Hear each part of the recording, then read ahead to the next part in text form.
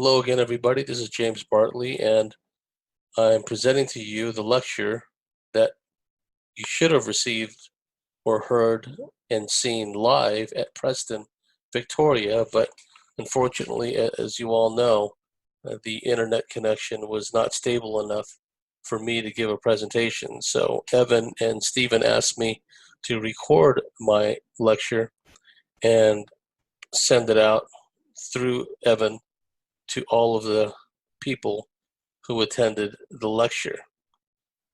And I do believe that the lecture that I'm giving is very timely.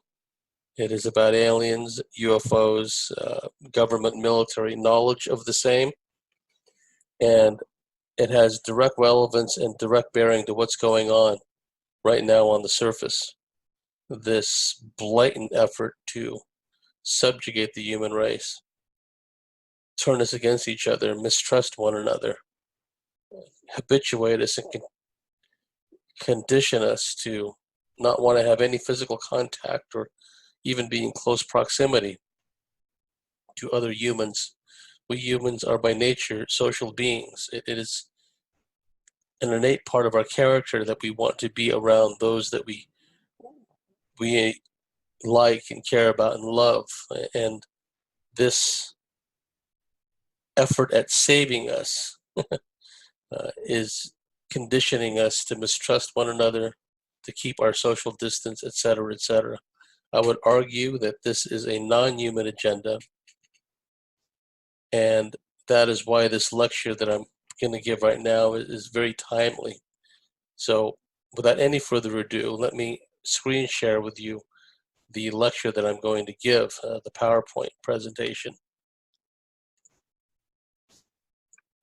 This is my show, The Cosmic Switchboard, and I do a number of commentaries, have recorded a number of commentaries about a variety of topics.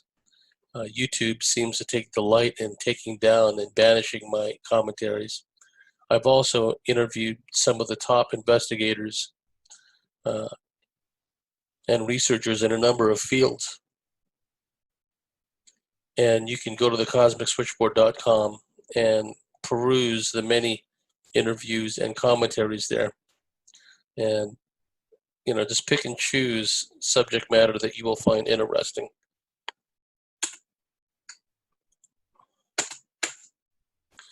Okay. The subject matter is key alien and UFO encounters in modern history. Inner nuances and lessons learned from ET experiences and close-range UFO sightings. The main topics and themes: physiological, electromagnetic, radiological, psychic, and other effects on human percipients and human technology. Eyewitness testimony of the capabilities of aliens and alien technology. And milestone events, alien encounters, and close UFO encounters. You will see recurring themes during my presentation about physiological, electromagnetic, radiological, psychic, and other effects on human percipients and human technology. Those themes will weave in and out of this lecture. Indeed, the close encounters that I'm going to focus on in this presentation are the following. And there are others who would argue that, well, I should have included such and such case. I should have talked more about some other case that others feel are more important than the ones I'm going to share with you. But I've chosen these experiences, these encounters, for a specific purpose, because they fit the criteria that I had in mind for this presentation. Antonio Villas-Boas, Brazil, 1957, an absolute classic in the field. Officer Herbert Sherman, 1967, another classic in my view. Betty Andreasson Luca, multiple encounters. Mona Stafford, Elaine Thomas, Louise Smith, Liberty, Kentucky, 1976. And the Cash Landrum incident, December 1980. Antonio Villas-Boas. He was a young man in his early 20s. in Brazil, and his incident occurred on October 16th, 1957. He was working his family farm, he was riding a tractor, and because of the heat and humidity in Brazil, uh, Villas-Boas normally worked in the wee hours, normally did the farm work in the wee hours, after midnight, 3 a.m., 4 a.m., etc. And just the week before, Antonio Villas-Boas had seen some strange lights in the sky, UFOs, if you will. And so October 16th, 1957 rolls around. About 3 a.m. in the morning, he is riding his tractor doing farm work when out of the sky descended this lighted object. And as it came closer to a landing, the motor, the engine of Villas-Boas' tractor cut out again. Effects on the machinery, the technology of human beings. This craft lands not too far from where Antonio Villas-Boas sat on the tractor. A few aliens stepped out of it wearing helmets, and they went over and accosted Villas-Boas and brought him inside the craft, where they subjected him to what he regarded as a medical examination. They spread this liquid over his whole body, and they left him alone in a room after a while. He was in there alone and then wondering, what the hell is going on. Eventually, a female being stepped into the room, and he described the being, the female, as having the most perfect body, a female body he'd ever seen before.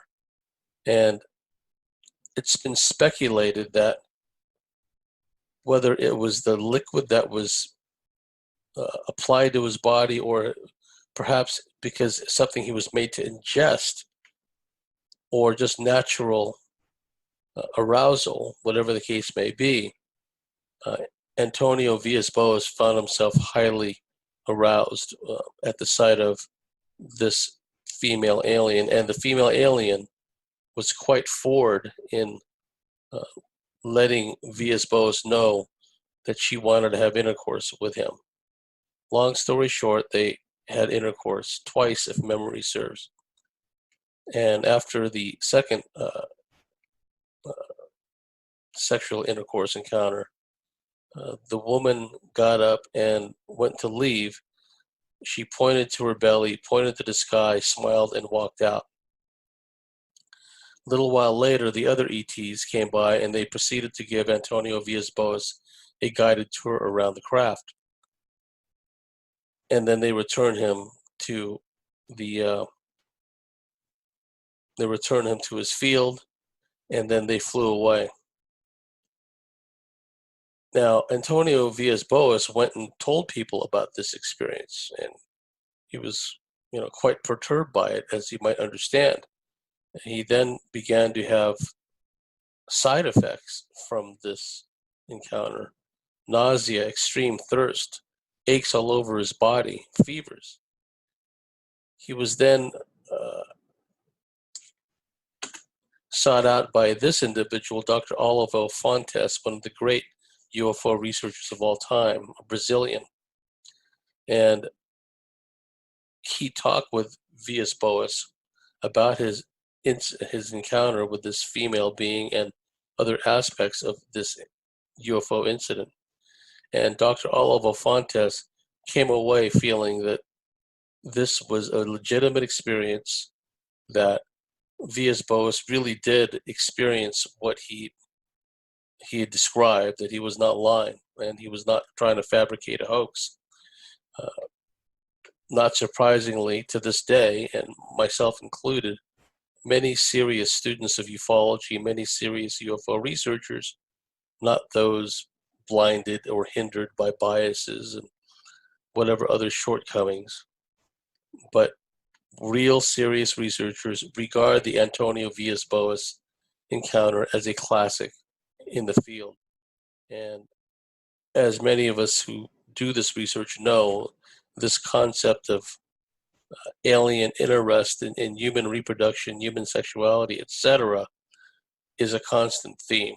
And this goes back into antiquity, when people study the fairy folklore, the fairy faith, uh, the stories about elves and other beings, and you go back to ancient mythology, Greek mythology, etc., these beings, these otherworldly beings, these aliens, if you will, these gods and these demigods, had a preoccupation with intercourse with humans, particularly human females, but also with human males. So that's the Antonio Villas-Boas encounter. And to me, one of the important aspects of this case was not only the intercourse with the female being, but also, again, the after effects, the nausea, the extreme thirst, the aches all over the body, the fevers. Some people made the comment, kind of unkind if you ask me, but they liken what Antonio Villas-Boas experienced after the encounter as a form of like space clap or something, that he has this encounter with his female and then all this stuff happens. But that may not have been the only reason why he had these symptoms afterwards. It could have been exposure to the energy fields emitted by the craft. It could have been the liquid that was spread out over his epidermis. One can only speculate. Officer Herbert Schirmer, this was another classic case. This was in Ashland, Nebraska, December 3rd, 1967. Herbert Schirmer was a patrolman for the state of Nebraska, a former Navy veteran. And he was driving his patrol car one night when he came across a landed UFO in the middle of the road. As he approached this craft, he actually thought it was a stalled big rig, a stalled truck, 18-wheeler, as they say in America, that was paradoxically blocking the road, parking itself like lengthwise across the width of the road. So Officer Herbert Schirmer obviously thought, okay, there's something wrong here, right? And as he approached this craft in his patrol car, the craft suddenly shot up into the air and disappeared. He went back to his station. Well, first he tried to call the station, and this all came out under regression later on, that he tried to call Wahoo, the base where he was stationed at, and he couldn't get through because of static, again, electromagnetic interference. Anyway, I'm getting ahead of myself. So the craft flies away, and Herbert Schirmer goes back to his police station and writes in his journal, "Saw a UFO, believe it or not," and I'm paraphrasing.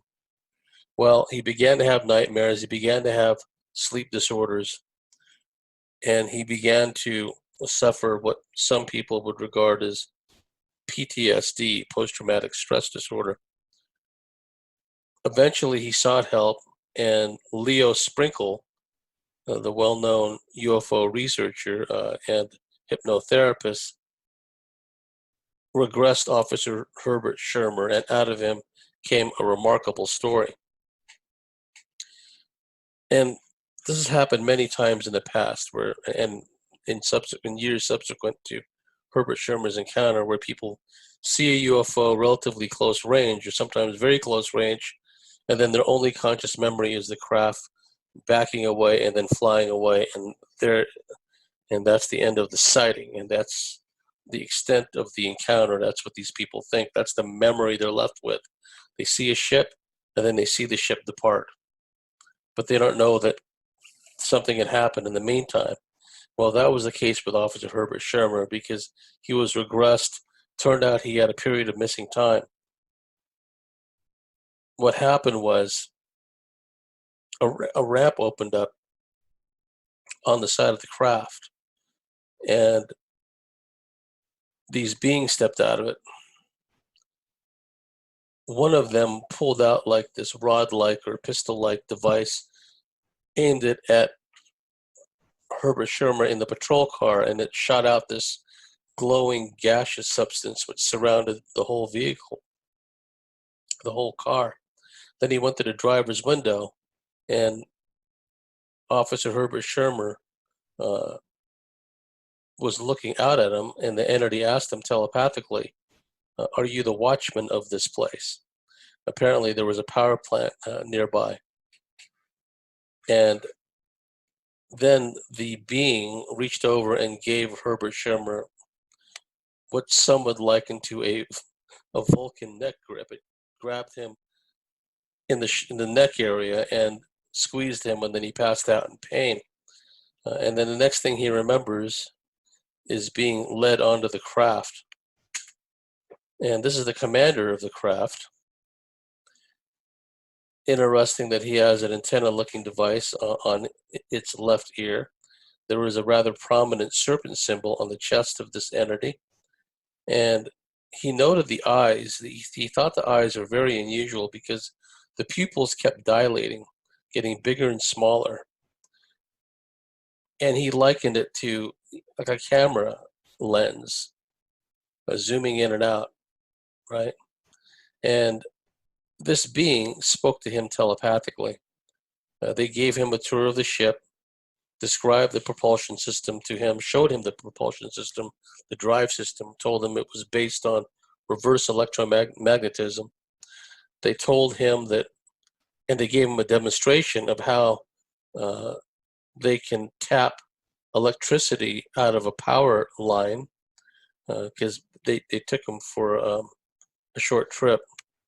And through a TV monitoring screen or something like a TV monitoring screen, Shermer was able to see this extension or an antenna-like device extend out of the side of the craft, come near the high tension wires, and extract electricity out of it. This entity, and it was talking to Shermer telepathically, told him that they use this excess energy they draw out from power lines and power stations. And one of the purposes behind drawing this energy is when they land, they throw a force field around the craft. And they told him that although the entity didn't use the term infrasonics, it did say that they're able to put out an energy that when people come near the landed craft, they get this feeling of high anxiety, fear, trepidation, and then just want to leave the area as soon as possible. It's a form of a defense system. Interesting that a number of creatures, cryptids, do have an infrasonic capability. Certainly some of the Sasquatch do have the ability to put out a certain fear vibe that engenders extreme fear and anxiety in people. And during the course of this tour on board the craft, the entity told Herbert Shermer, Patrolman Herbert Shermer, that they're from the Zeta Reticuli system. We've heard that before, and I'm sure there's more than one race that comes from that part of the galaxy. Bob Lazar interacted with beings, or not interacted with beings, rather. Although there's some who claim that he had an encounter or seen a small ET at S4, whole other story. But point of relevance is the sport model craft that Bob Lazar worked on apparently was provided or somehow obtained from beings from Zeta Reticuli, a star system, which is a binary star system. Also, the intuitive communicator Sherman, I think his last name was. He was on Project Camelot, and Dan Sherman, I think his name was. He talks about how the two ETs that he eventually learned how to communicate with, it was a long training process, but eventually, and it turned out that Sherman was groomed even before birth to be a hybrid, if you will, through a advanced ET genetic uh, program to literally be born into the project. So eventually he could be in Air Force Security Service and become an IC, an intuitive communicator, telepathically communicating with Zetas, the Zeta beings from Zeta Reticuli. Point of relevance is this being claimed to have come from, this crew claimed to have come from Zeta Reticuli. Which of the stars, I don't know. It's a binary star system. During the tour, they showed a number of TV screens, what we would call TV screens. And each screen showed something different. One screen showed a formation of ships, presumably from the same civilization as this commander. And another screen would show different star constellations. Another screen would show the ET guards that were positioned outside, that were walking back and forth. As Shermer describes it, they were walking in a stiff, very military fashion, walking as if they've been in the military for like 30 years, is the way he likened it. And the commander also told them Shermer some interesting things that, well, they're going to visit him a couple of more times, at least 2 or 3 more times. And that there was something offshore, something off the shore of southern Florida, presumably in the direction of the Bahamas. He said that there was a big operation there, and I'm paraphrasing here. Something really big was going on there that was of benefit to both his civilization and to Earth people, although he didn't specify. Curious that that area that he described, we know it as the Bermuda Triangle.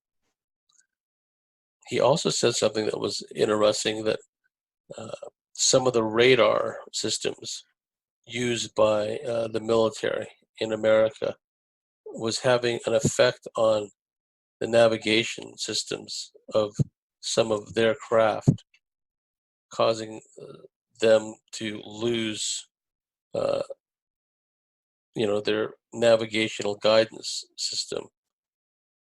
What's interesting is there is an FBI memo that talks about a very powerful radar system in the American Southwest Desert, which has been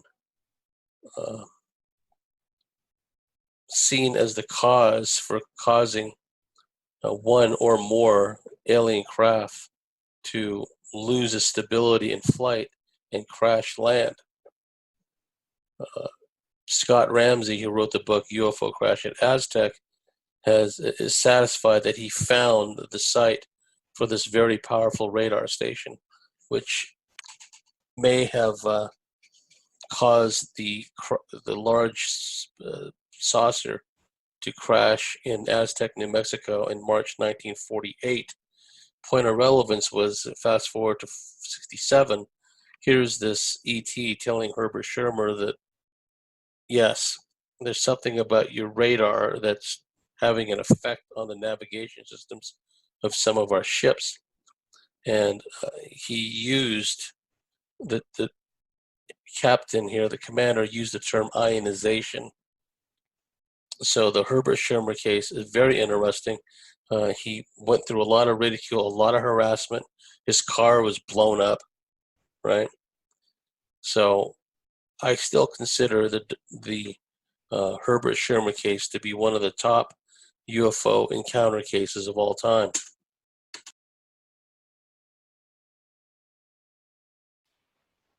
Now we're going to talk about one of the most important cases, in my view, the Betty Andreasson Luca case, along with her husband, Robert Luca. This was a seminal series of events that lasted throughout Betty's life, and her daughter, Becky, became involved. And I'm going to share, once again, the PowerPoint. Betty Andreasson Luca, a devout Christian, photographic memory, and a very skilled artist.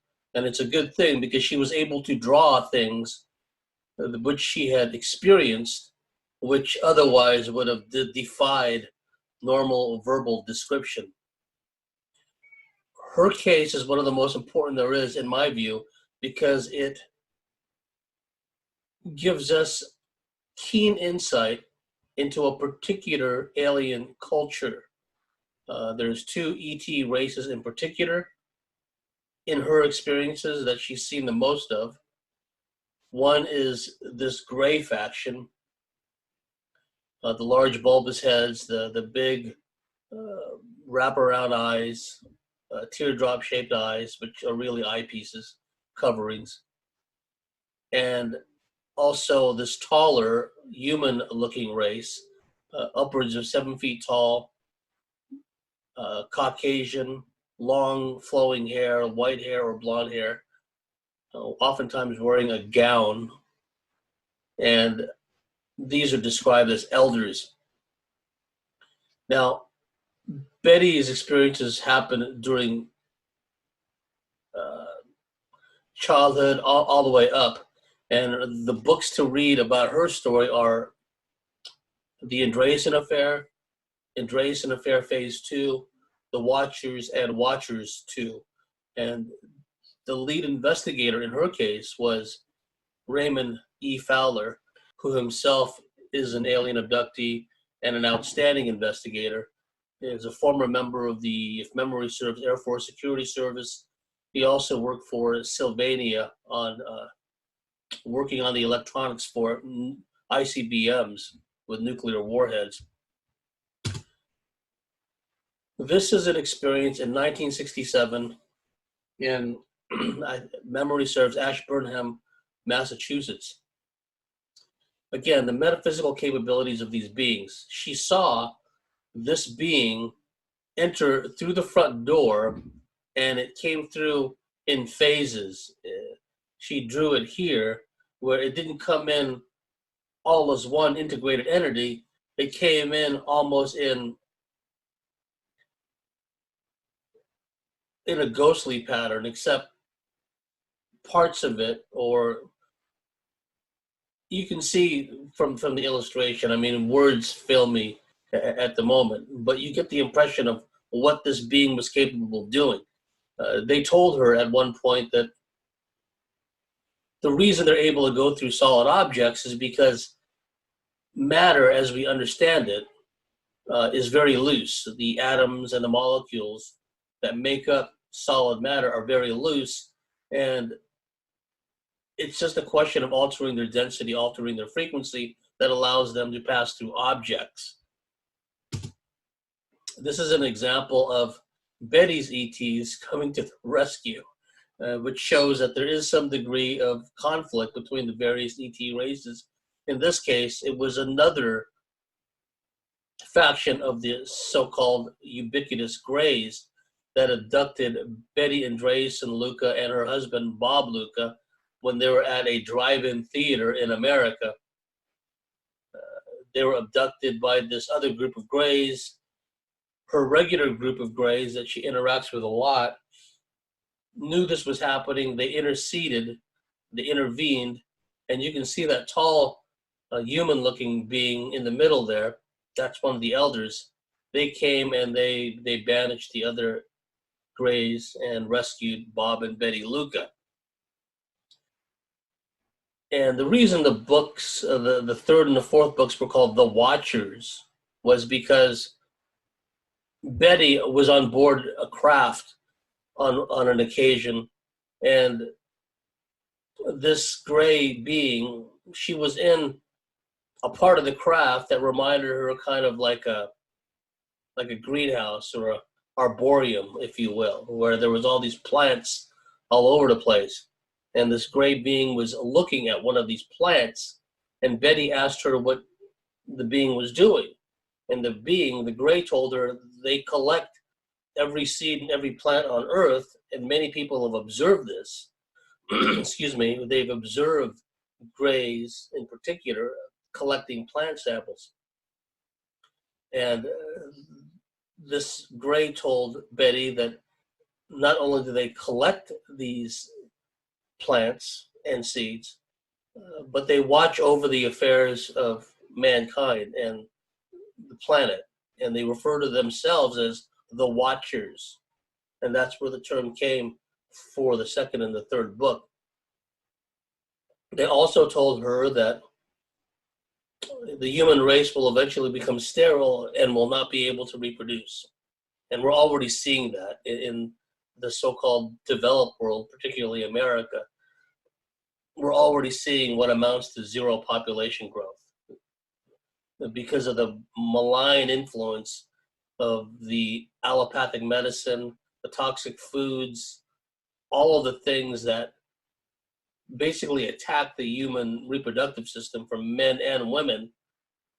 And now there's this headlong rush towards transhumanism and the whole gender confusion agenda, confusing things even more. All of that is designed to, among other things, reduce the Earth's population. And we know that there is a well-documented, boasted about, if you will, depopulation agenda. And so these beings told Betty, and again, one always has to take with a grain of salt what any being presenting itself to be friendly or otherwise tells us, right? I've had discussions with beings before, especially the reptilians. Once you get past, you have to sit through all the insults and all the threats and whatnot. And after you get through that, about 40, 50 seconds worth, a minute or more, and then they start to tell you things. But then you have to take with a grain of salt what they're telling you. In the case of the reptilians, sometimes in their arrogance and their utter disdain for humans, I'm talking about the negative reptilian factions, they will actually sometimes tell you the truth of what they're doing and what their agenda is. In this case, Betty was told by the gray in that greenhouse part of the craft that they've also, besides collecting every variety of plant matter, they've also been collecting, this particular faction has been collecting human genetic material, ovum and sperm and other forms of manifestations of DNA, if you will. Because they say at some point the human race will become sterile and will not be able to reproduce. The implication being that they're doing this for humanity's good, but again, you have to take that with a grain of salt. Maybe, maybe not. These beings have their own agendas, and it may not be in consonance with our agenda of survival and of going back, heading out into the stars. The next case I want to share with you is a very important case. It's the Mona Stafford, Louise Smith, and Elaine Thomas abduction in Kentucky, January 6, 1976. And this was a key abduction experience because not only did 3 women endure the same abduction experience, or at any rate, endure an abduction experience with the same ET captors, there were eyewitnesses to the event. They didn't actually see the abduction take place, but they saw a craft in the exact same locale where this abduction took place. So once again, I'll do a screen share here.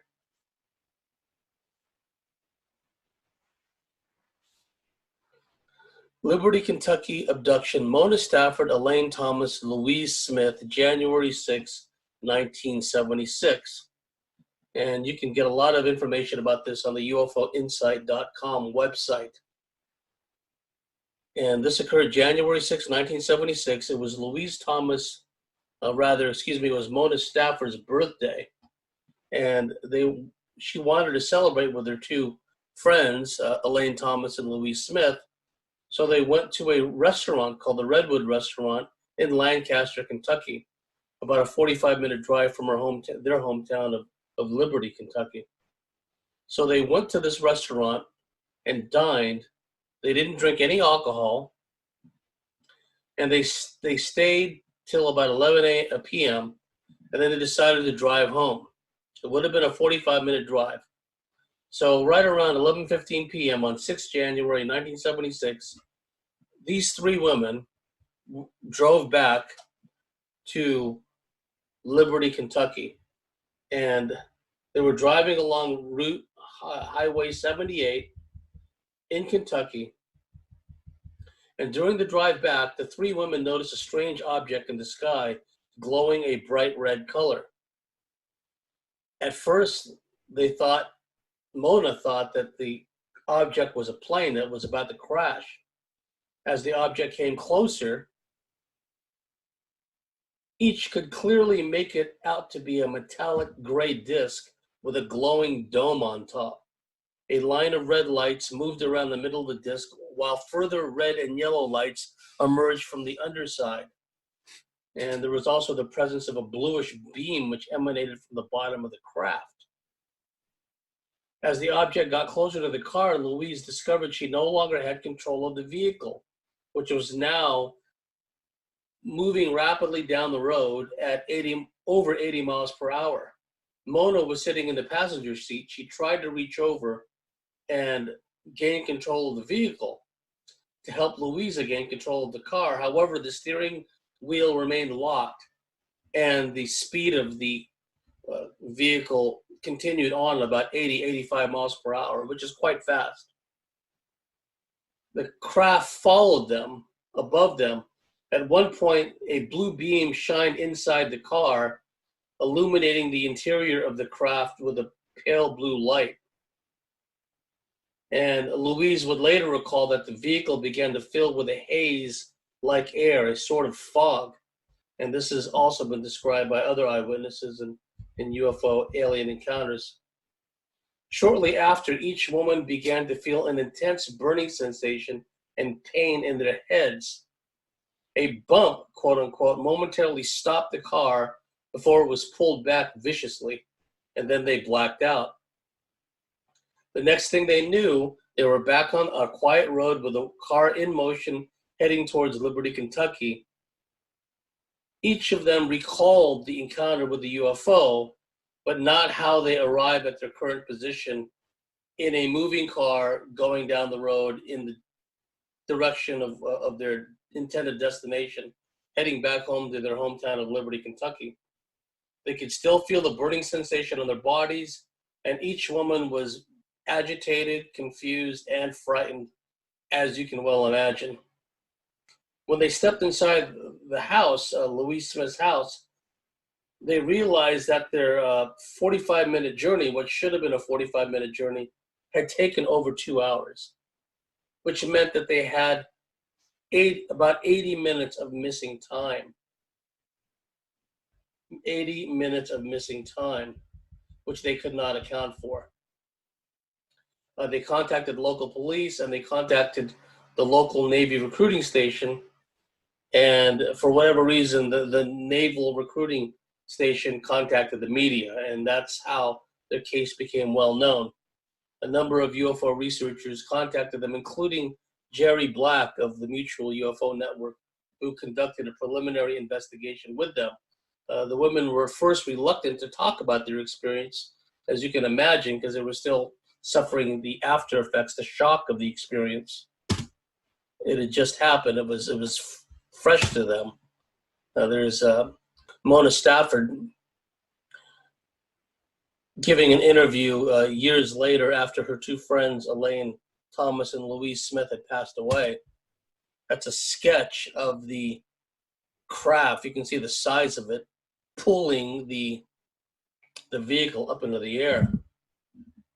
Now, Jerry Black, the UFO researcher, wanted to do a hypnotic regression with them, but circumstances being what they were, their state of being, their state of mind, they didn't want to go through with it at that time. But Jerry did manage to interview them. And there was interesting information that Jerry had managed to obtain from the three women, even without the benefit of hypnotic regression.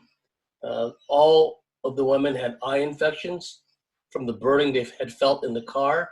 There's going to be a recurring theme again in this lecture, how sometimes when one gets in close proximity of a hovering, flying, landed UFO, they suffer these radiological effects, radiation poisoning, for lack of a better term.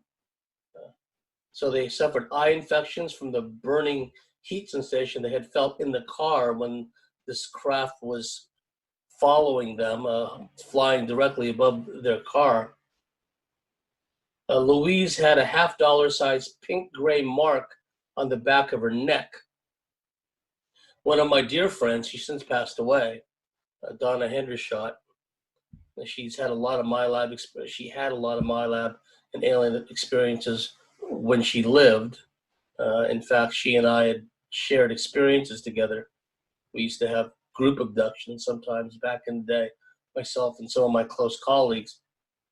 And after Donna and her boyfriend at the time had experienced an alien abduction, they both wound up with these big, angry-looking, reddish marks on their backs. Anyway, Louise had a $50 size pink gray mark on the back of her neck. What was interesting also was when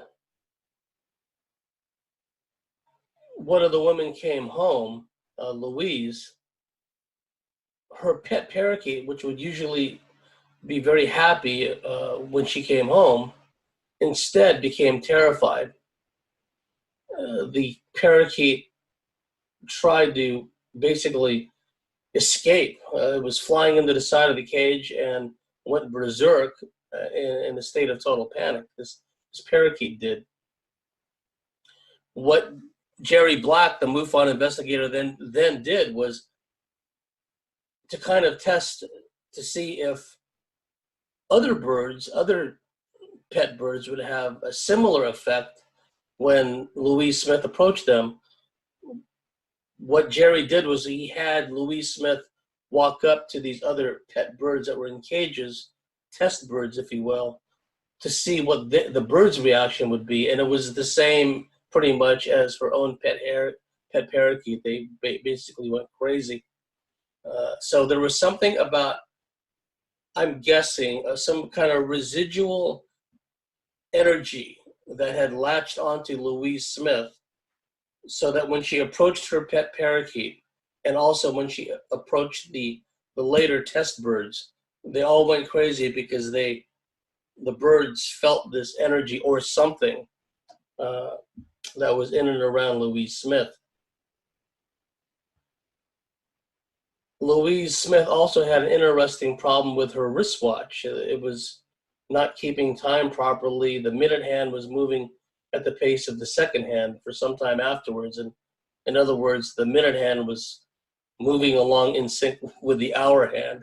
Like it was Mona Stafford's birthday, but it was Louisa Smith's car. So her car headlights and signal lights, indicator lights, were having problems, electrical problems after that. Eventually, Dr. Leo Sprinkle, a well-known, respected UFO investigator, incidentally, if memory serves, Dr. Leo Sprinkle also hypnotically regressed the aforementioned Herbert Schirmer, the patrolman.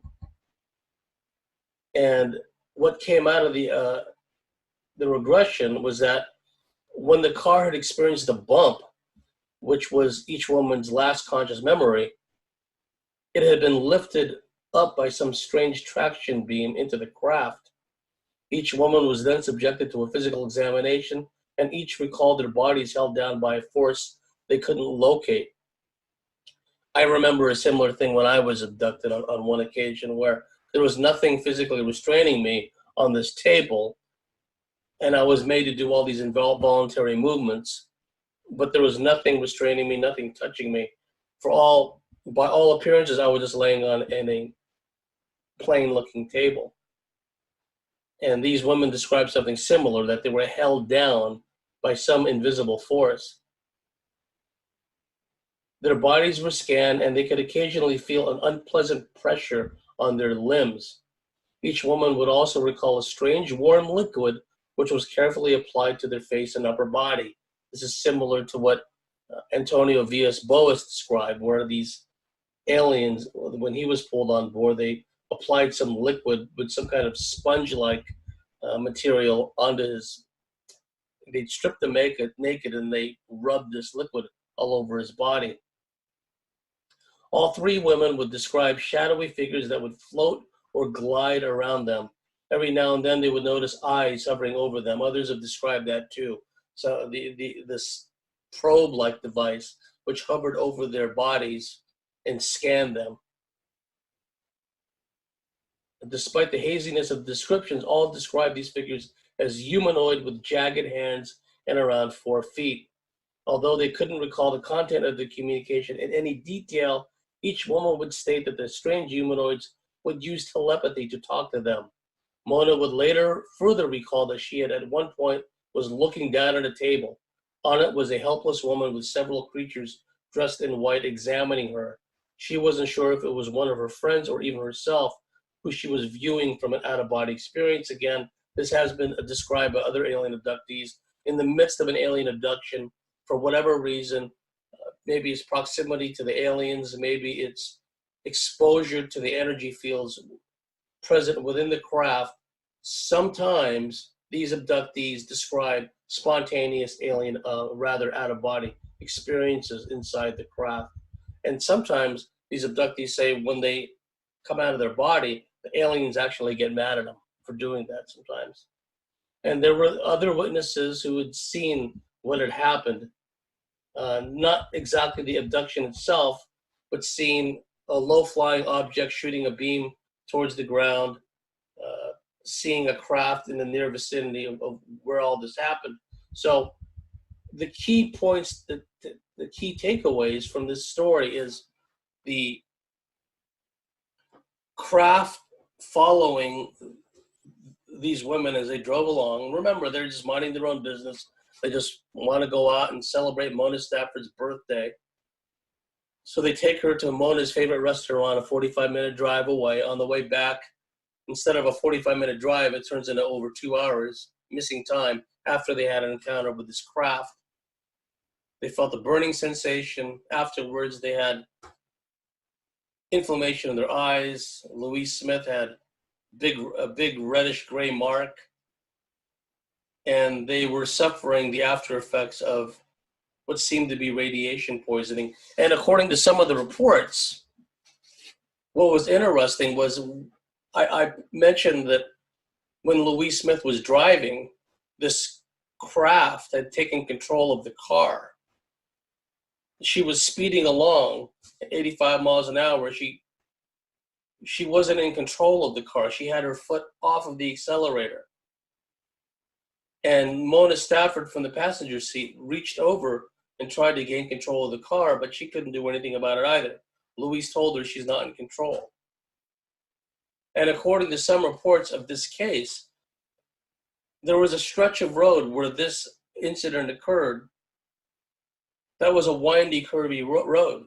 But for whatever reason, when this craft hovered over them and gained control of the car and made the car accelerate, for some reason, what should have been a curvy, windy stretch of road was a straightaway, a straight part of the road, in a part of the road where there should not have been a straight part of the road. Louise Smith, Elaine Thomas Experience, one of the classics of UFO history.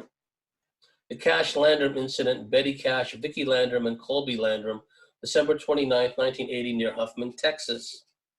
This was another example, or similar in a way, to the aforementioned case, Mona Stafford, Elaine Smith, et al., right? Uh, those three women I just described, they were just minding their own business. They're driving home from a restaurant after celebrating their friend's birthday. And then they have this period of missing time after this close UFO encounter, which I just described, and they became very ill as a result of it, right? Similar scenario in a way. Betty Cash and Vicki Landrum and Vicki's nephew, young Colby Landrum, I believe he was about 6 years old at the time. Vicki and Betty were just driving around looking for a game of bingo. That's what they wanted to do, just drive around until they found a game of bingo somewhere and play bingo and hopefully make some money.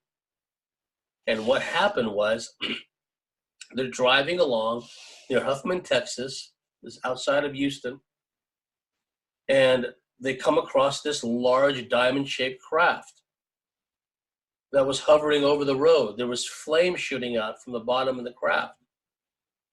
Eyewitnesses describe seeing up to 23 double-rotored Chinook-type helicopters that were following or in close proximity to this craft, which seemed to be disabled, which seemed to be having navigation problems.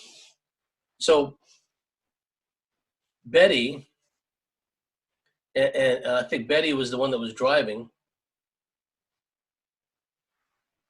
she pulls to a stop because this thing was directly above the roadway. She didn't want to drive underneath it. It was giving out this tremendously bright light. Now Betty, despite the admonitions of Vicki Landrum, gets out of the car and starts to walk towards this diamond-shaped craft. The light intensifies, it gets incredibly hot. And Betty goes back to the car. She touches the door handle and pulls her hand away because the door handle is very hot to the touch. Eventually, she makes her way back into the car and they drive back home.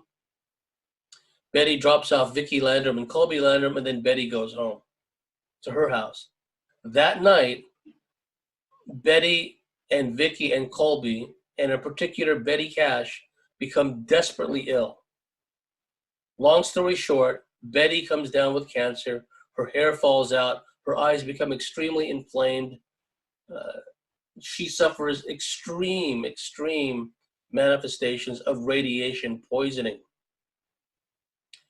Vicki Landrum and Colby Landrum, to a lesser degree, also suffered radiation poisoning.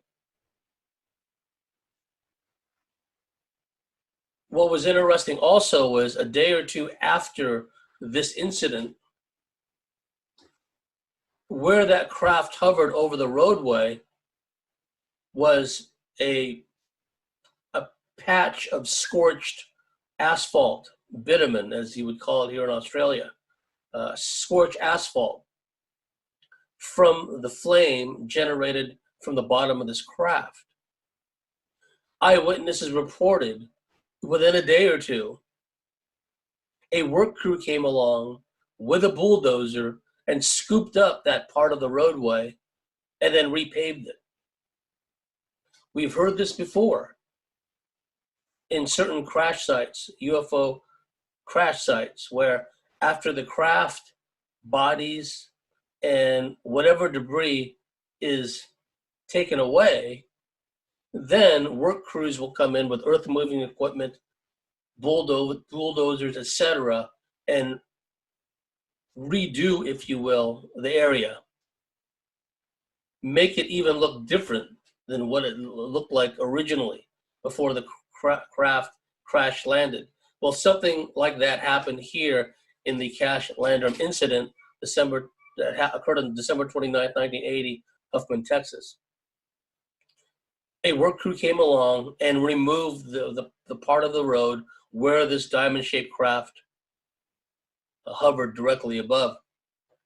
Again, eyewitnesses saw upwards of 23 double-rotored helos. It was suggested perhaps that these helos came from Fort Hood, Texas. Fort Hood, Texas has its own very spooky background as far as nuclear weapons, the nuclear weapon storage areas. There was even a big UFO event that happened there, similar, from what I understand, to Bentwaters and Fort Benning, Georgia, where a number of people on the Fort Hood base reservation had UFO encounters. It's been suggested, the point of relevance is all those helicopters may have come from Fort Hood. There's Betty Cash, Vicki Landrum, and Colby Landrum. Sadly, Betty Cash passed away. She tried to sue the U.S. government, and the defendants in the lawsuit were the U.S. government, NASA, the Department of the Army, Department of the Navy, the Air Force, just about every major federal agency you can think of that may have had something to do with this incident. Now, Betty Cash did not think that it had anything to do with aliens. She was thinking more along the lines of an experimental craft that had, lost control and for whatever reason was hovering low over this roadway. But whether it was an experimental craft, it was a recovered alien craft crewed by humans, or it was a alien craft with an alien crew that was experiencing difficulty, which these things do happen. The craft, and I talked earlier in the story about Herbert Schirmer, where he was told by the commander of that Zeta Reticuli craft and crew that some of the radars affect the navigation of some alien craft. So was it a case in the Cash Landrum incident of an alien craft that for whatever reason it was having navigation problems and was disabled, and for whatever reason was hovering low over that roadway? And as fate would have it, here comes Betty Cash, Vicki Landrum, and Colby Landrum looking for a game of bingo. To add insult to injury, because of the control of the media, what have you, Betty Cash suffered a lot of ridicule in the media, a lot of ridicule. On top of her hair falling out, her eyes getting all puffy, severe headaches, and all manner of illnesses, extremely painful illnesses associated with radiation poisoning. On top of that, she had to get ridiculed, made fun of her. They comments like little green men and all this stuff.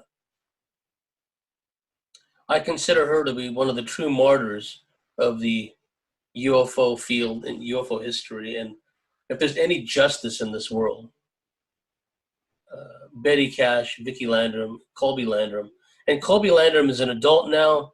He's since, on occasion, spoken out about his experiences. I would like to get a hold of this guy. If any of you know how to contact him, please let me know. This is still one of the most important cases in my view, because once again, radiological side effects, radiation poisoning, effects on the environment, the pavement scorched by the flame shooting out from this diamond-shaped craft, the car hot to the touch, the intense heat and the bright light manifested from this diamond-shaped craft, being trailed by 23 Chinook helicopters. Presumably on board those helicopters, at least some of them would have been troops ready to surround the craft if it landed and was immobilized, let's say.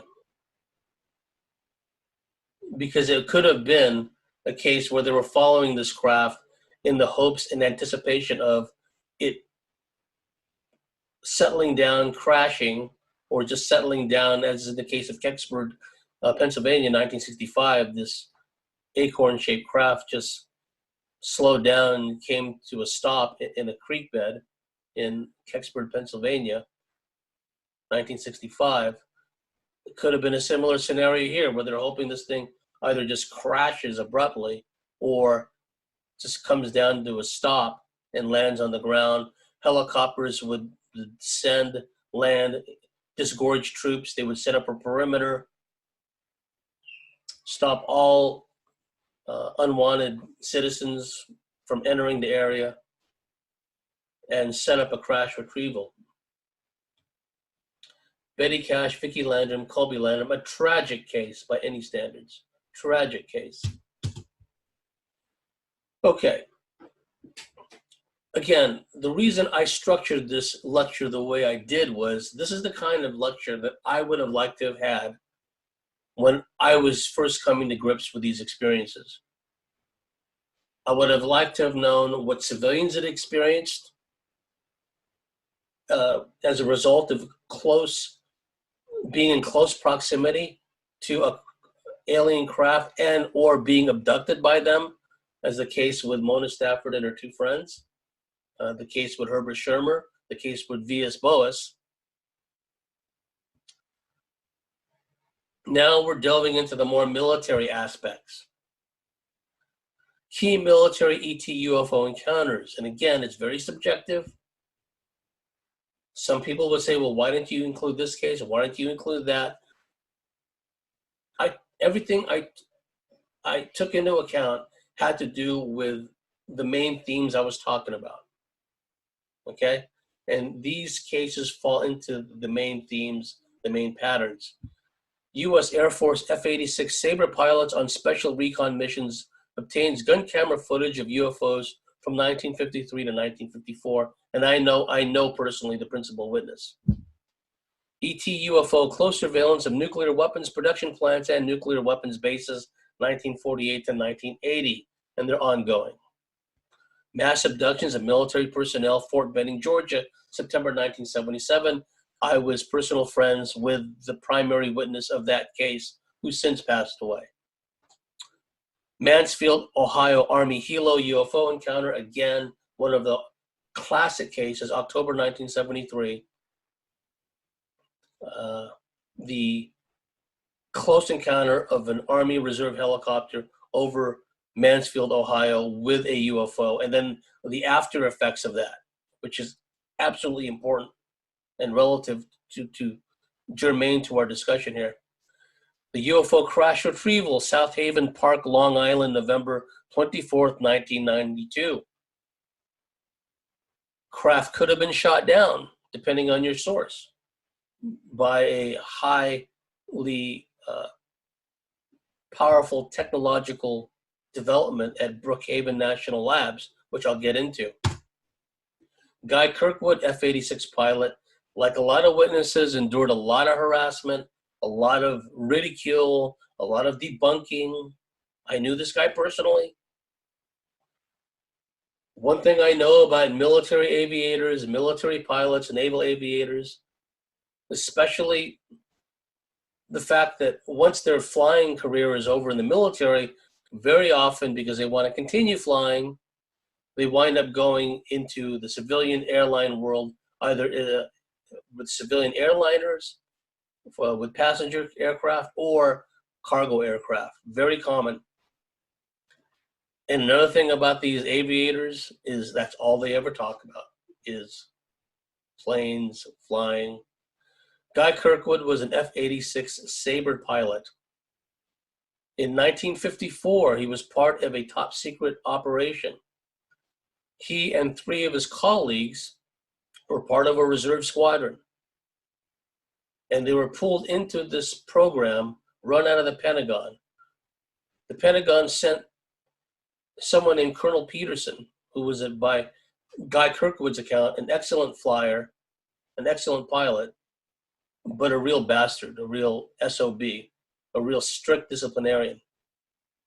And in the briefing, Guy Kirkwood and the three other pilots that were part of his reserve squadron were told that the purpose of their mission was to fly back and forth between Salt Lake City Airport, it was a civilian airport, where his reserve squadron was, Air Force reserve planes were stationed, fly back and forth between Salt Lake City and Mountain Home Air Force Base in Idaho, because the powers that be had determined that that flight path going back and forth was a corridor, if you will, for a lot of these spaceships, a lot of these UFOs. They were having a lot of sightings there. So they came up with the idea of training a team of 4 F-86 pilots. The machine guns and other equipment were taken out of the plane and replaced with gun cameras. Colonel Peterson from the Pentagon instructed them in the maneuvers they would need to intercept the UFOs and hopefully get the gun camera footage. Ideally, they would have 2 or more planes taking footage of the same craft at the same time, so that way they get an idea, by triangulating in this fashion, they get a good idea of the size, the speed, et cetera, et cetera. Excuse me. That's Guy Kirkwood on the left. He went public as Mel Noel in the early 1960s. Again, this experience happened in 53, 54 timeframe. For a number of months, he was part of the secret operation. That's me on the right as a young buck. That's back in my San Diego UFO Society member days. I was a member in good standing, where I got to know Guy Kirkwood very well. We went on several research trips into the Nevada desert, Little Alien out by Area 51, where we met Bob Lazar. As a matter of fact, Guy Kirkwood took me on a trip to, where was it? Thousand Oaks. Can't remember where, but it was a private civilian airport where he introduced me to the late Colonel Gordon Cooper, the astronaut. And those of you that are familiar with the research knows that Gordon Cooper was very outspoken about the reality of UFOs and aliens. And Gordon Cooper, who was the first American in space, he was a Mercury astronaut. He was good friends with this guy, Guy Kirkwood. And Colonel Gordon Cooper had been outspoken about his own UFO experiences. Anyway, there's Guy Kirkwood on the left, and there's me on the right. And when Guy Kirkwood first went public, he was known as Mel Noel. And he'd gone through intimidation, he got through harassment. The CIA had harassed him for a while. Guy was going to be part of that National Press Club conference in Washington, D.C., where, and I give credit where credit's due, Dr. Stephen, serious documentary about UFOs. CSETI guy goes around flashing lights at UFOs in the sky and hopefully gets them the flashlights back. His name escapes me for the moment because I don't like the guy, okay? But anyway, give credit where credit's due. He put together this conference at a National Press Club in Washington, D.C., where he got a number of retired military people to talk about their UFO experiences while they were in the military. Guy Kirkwood was invited to that. But the day before, Guy was going to leave to go to that conference and give his testimony. He received a phone call from an anonymous caller who told him that if he goes to that conference, while he's gone, his house is going to be burned down and he won't have a house to return to. So he didn't go, okay? There's Guy in his flying days. He later became a flight engineer with a civilian airline, a well-known civilian airline, where he also had another UFO encounter. Now, getting back to his case, flying back and forth between Salt Lake City Airport and Mountain Home Air Force Base, on 4 occasions over a span of about 4 or 5 months, they encountered formations of flying saucers. They were told prior to their, in their initial briefings, they can expect a lot of static, interference in their communications. Static being the main problem, loud static interfering with communications. They can expect that their navigation systems will be affected. They can expect that their avionics will be affected. They were told all this. So on four occasions, the first time they encountered UFOs, they didn't get any film. They shot film, but they probably didn't get any because, unfortunately for them, the cameras were set to shoot automatically when a craft was a certain distance in front of the F-86 Sabre. What Guy Kirkwood said, and you can get his testimony in this in Tim Good's excellent book, Above Top Secret, the Worldwide UFO Cover-Up. Again, in that book, Guy Kirkwood uses the pseudonym Mel Noel. Guy said, I think that the cameras were set to shoot automatically at 1,100 feet, with a craft in front of them at 1,100 feet. They were supposed to position themselves that distance somehow, and then the gun cameras automatically shoot. Now, Guy said these craft seemed to be everywhere but 1,100 feet, as if they knew that was how the cameras were calibrated, to shoot only when the craft was 1,100 feet in front of their F-86 Sabre jet. So what Guy and the other pilots said was, take it off the sights. Let us shoot the gun cameras manually. Let us trigger the cameras manually. And that's what they did. The second time they encountered UFOs, he got a lot of film, lots of film, he and the other pilots. They went on over a period of months to have two more encounters. Remember, the flying back and forth between Salt Lake City and Mountain Home Air Force Base in Idaho, back and forth. He said every time they returned, the 4 planes were replaced with 4 new ones. And on the occasions that they did get gun camera footage of these UFOs, someone, a technician came along, removed the gun camera footage from their planes, and it was always sent somewhere else for evaluation. He reckoned Wright-Patterson Air Force Base, Dayton, Ohio. But he doesn't know for sure. The bottom line is they never got to see the film footage that they themselves took. It was all need to know. They did their job. They don't need to see the film footage. Now they began to get concerned. They said, okay, if the energy emitted by these craft are causing us to have all these communication difficulties, where the static is so loud we can't even talk to each other, communicate with each other on our radios, and it's messing with our navigation, it's messing with our altimeter, it's messing with everything. If the emissions or the energy from these craft are having that effect on our planes, what effect is it having on us? That's what Guy Kirkwood and the other pilots were saying. And eventually what they did was they demanded to be taken off the mission. They said, give us a Section 8 psychiatric evaluation, anything. Just get us off.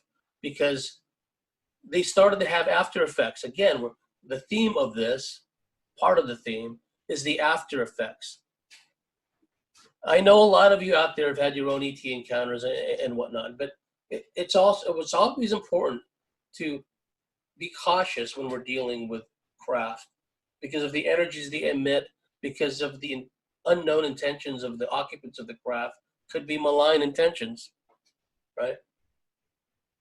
Now you would think, oh, gee whiz, these 4 pilots and their it was the 4 pilots, and then they were joined by Colonel Peterson, so that would have made 5. And they were concerned about the after effects. They were concerned about what started to happen was after these missions, after they land, after these missions, even when they didn't see UFOs, they started to come apart on the ground. They started to have severe emotional, mental, psychological reactions on the ground. And they didn't want that to happen when they were in the plane, especially if they were on the plane having another encounter with these UFOs, because they didn't know what would happen. avionics are getting messed with, communications are out, navigation, everything is being messed up, altimeter, compasses, everything is being messed up when they encounter these craft. The last thing they want is to have a nervous breakdown in the plane when all these mechanical, technical issues are going on. So they started cracking up, basically. And they told their controllers, we don't want to do this anymore. Give us a Section 8.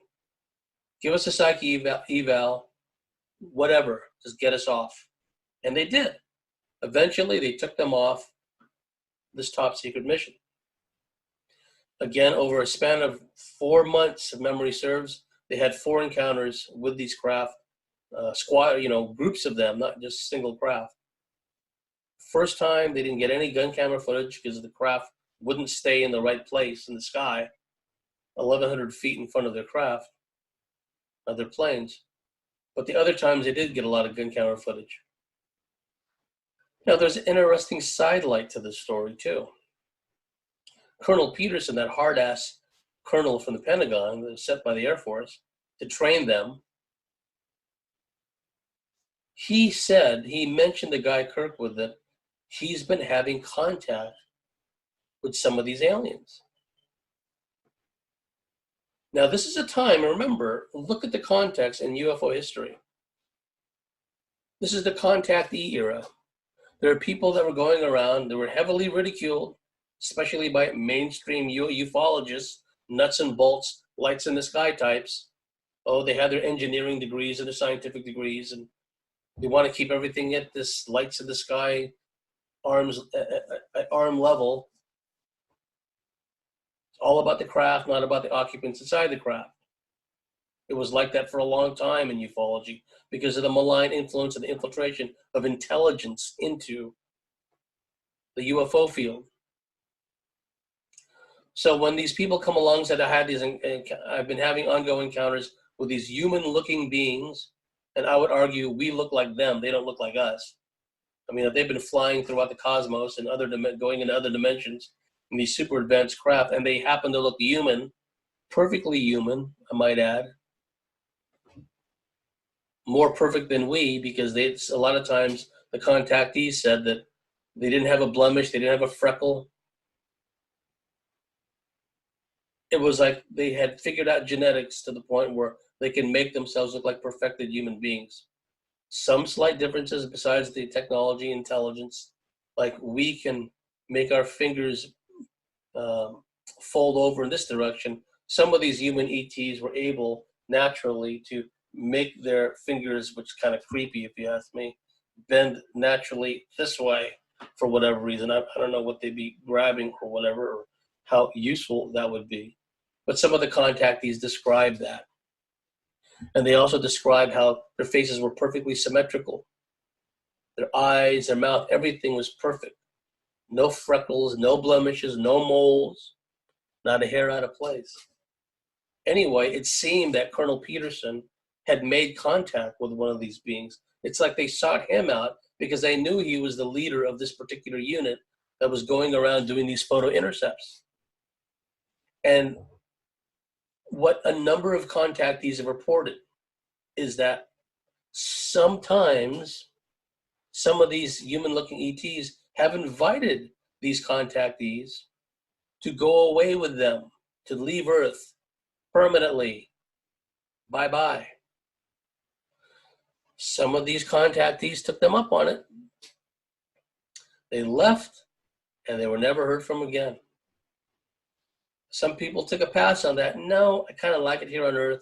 But if you guys want to come by every once in a while, and these contactees would describe, these were not abductions, they were saying, they were invited on board the craft. They were given a tour of the craft, and we've heard this before. Herbert Schirmer, V.S. Boas, again, you will see this information again, these recurring themes. Taken on board the craft, taken for a little trip sometimes, taken off-world sometimes, taken to another world at times, shown the inner workings of the craft, and then returned. Well, Colonel Peterson, the point of relevance is that hard-ass SOB commanders sent from the Pentagon by the Air Force, he was invited by one of these ETs to go away with them. Colonel Peterson told Guy Kirkwood, yes, I'm going to go with them. And so the epilogue of the story was, after this unit was disbanded because they insisted on being taken off the missions because they were starting to crack up, Colonel Peterson got into his plane in the east coast of America, flew out into the ocean, presumably to rendezvous with these ETs, and was never seen again. Very interesting. I feel that that whole contactee era needs to be reevaluated. And the mainstream nuts and bolts researchers of the time, oh, how silly, these beings that look perfectly human, and they give people these guided tours of craft, and they take them for a little joyride, then you send them back down again. To this day, people are still having encounters with human-looking beings all over the world, especially in places like the former Soviet Union, Eastern Europe, Latin America. One hears a lot of these types of stories of ongoing interactions with beings that look, for all intents and purposes, human. Robert Salas, Faded Giant.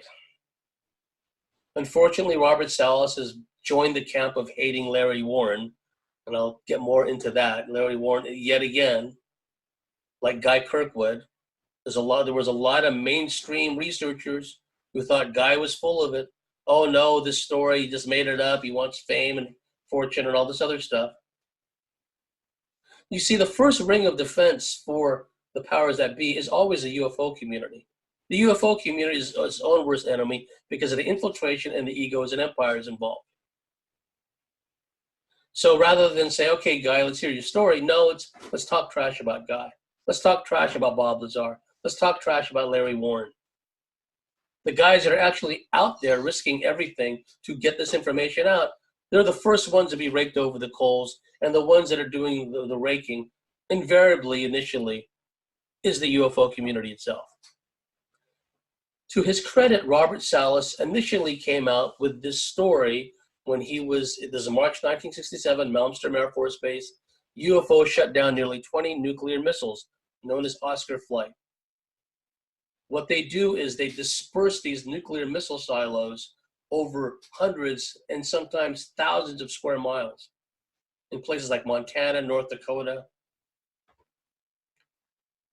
Big sky country, God's country, as the locals there will tell you.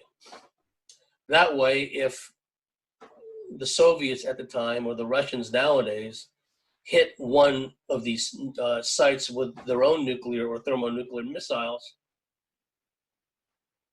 in theory, the other missiles dispersed far away should still be able to launch a retaliatory strike. And that's a whole other story, because there are insiders that have been saying all along that the intention was always to launch a first strike and not a retaliatory strike. Anyway, Robert Salas was in the launch control facility in one of these nuclear missile sites, ICBMs, intercontinental ballistic missiles, Minutemen missiles, if memory serves, with a nuclear warhead. He was in the launch control facility, and he was called up and said, these UFOs are flying around or hovering over the nuclear missile sites. And then shortly afterwards, upwards of 20 nuclear missiles went into no-go status, what they refer to as a faded giant scenario. No-go status means that they could not launch the missiles. Now, after the craft left, they sent technicians over to take out the guidance navigation computer part of the nuclear missiles, the ICBMs, and they realized that the targeting information had been tampered with. So even if these missiles had been able to be launched, they wouldn't have went to where they were supposed to go. So March 1967, Malmstrom Air Force Base, Montana, UFOs shut down nearly 20 nuclear missiles. And that was not the only time this happened. And later on, unfortunately, he joined the camp of let's hate Larry Warren, because Larry Warren is one of the legitimate, most important eyewitnesses from Bentwaters, RAF Bentwaters, a Reynolds from Forest incident, December 1980. Long-standing alien interest in atomic and hydrogen bombs. That's the famous or infamous picture of Jesse Marcel, the late, great Jesse Marcel. He was a lieutenant, he was a major at the time, retired as a lieutenant colonel, and he was the first whistleblower about what we now know as Roswell.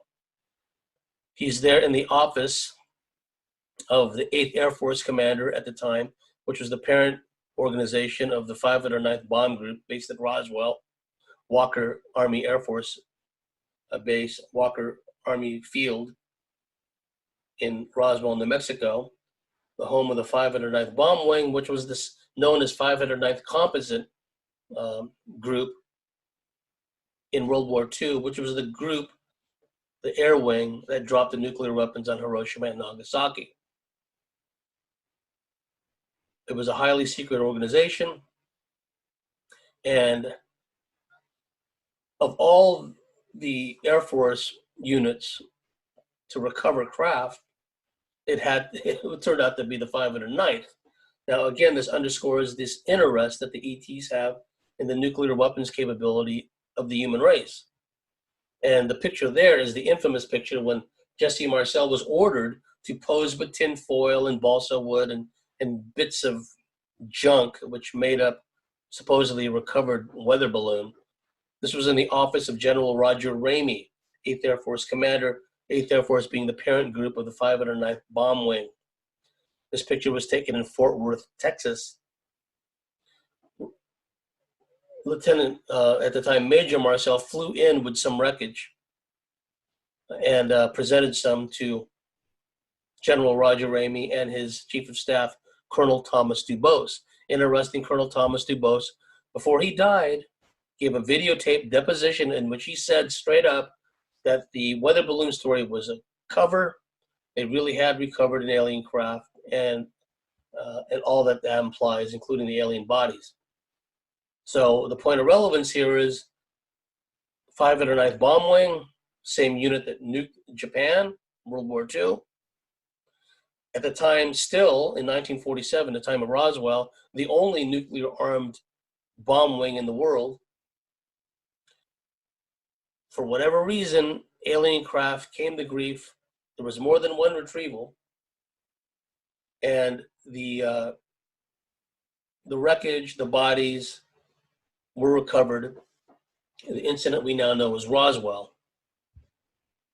And what a lot of people forget is the 509th Bomb Group was the world's only, at the time, nuclear-armed bomb wing. The Fort Benning incident, John Vasquez was an old friend of mine. He lived in San Diego. I knew him very well. In fact, I spent an entire weekend debriefing him about this. Were 1,300 troops abducted by ETs during a classified battle between the U.S. Army and UFOs in September 1977. Notice the date. That was 3 years and 3 months before the much more famous RAF Bentwaters Woodbridge / Rendlesham Forest incident, which I'll get to in a moment.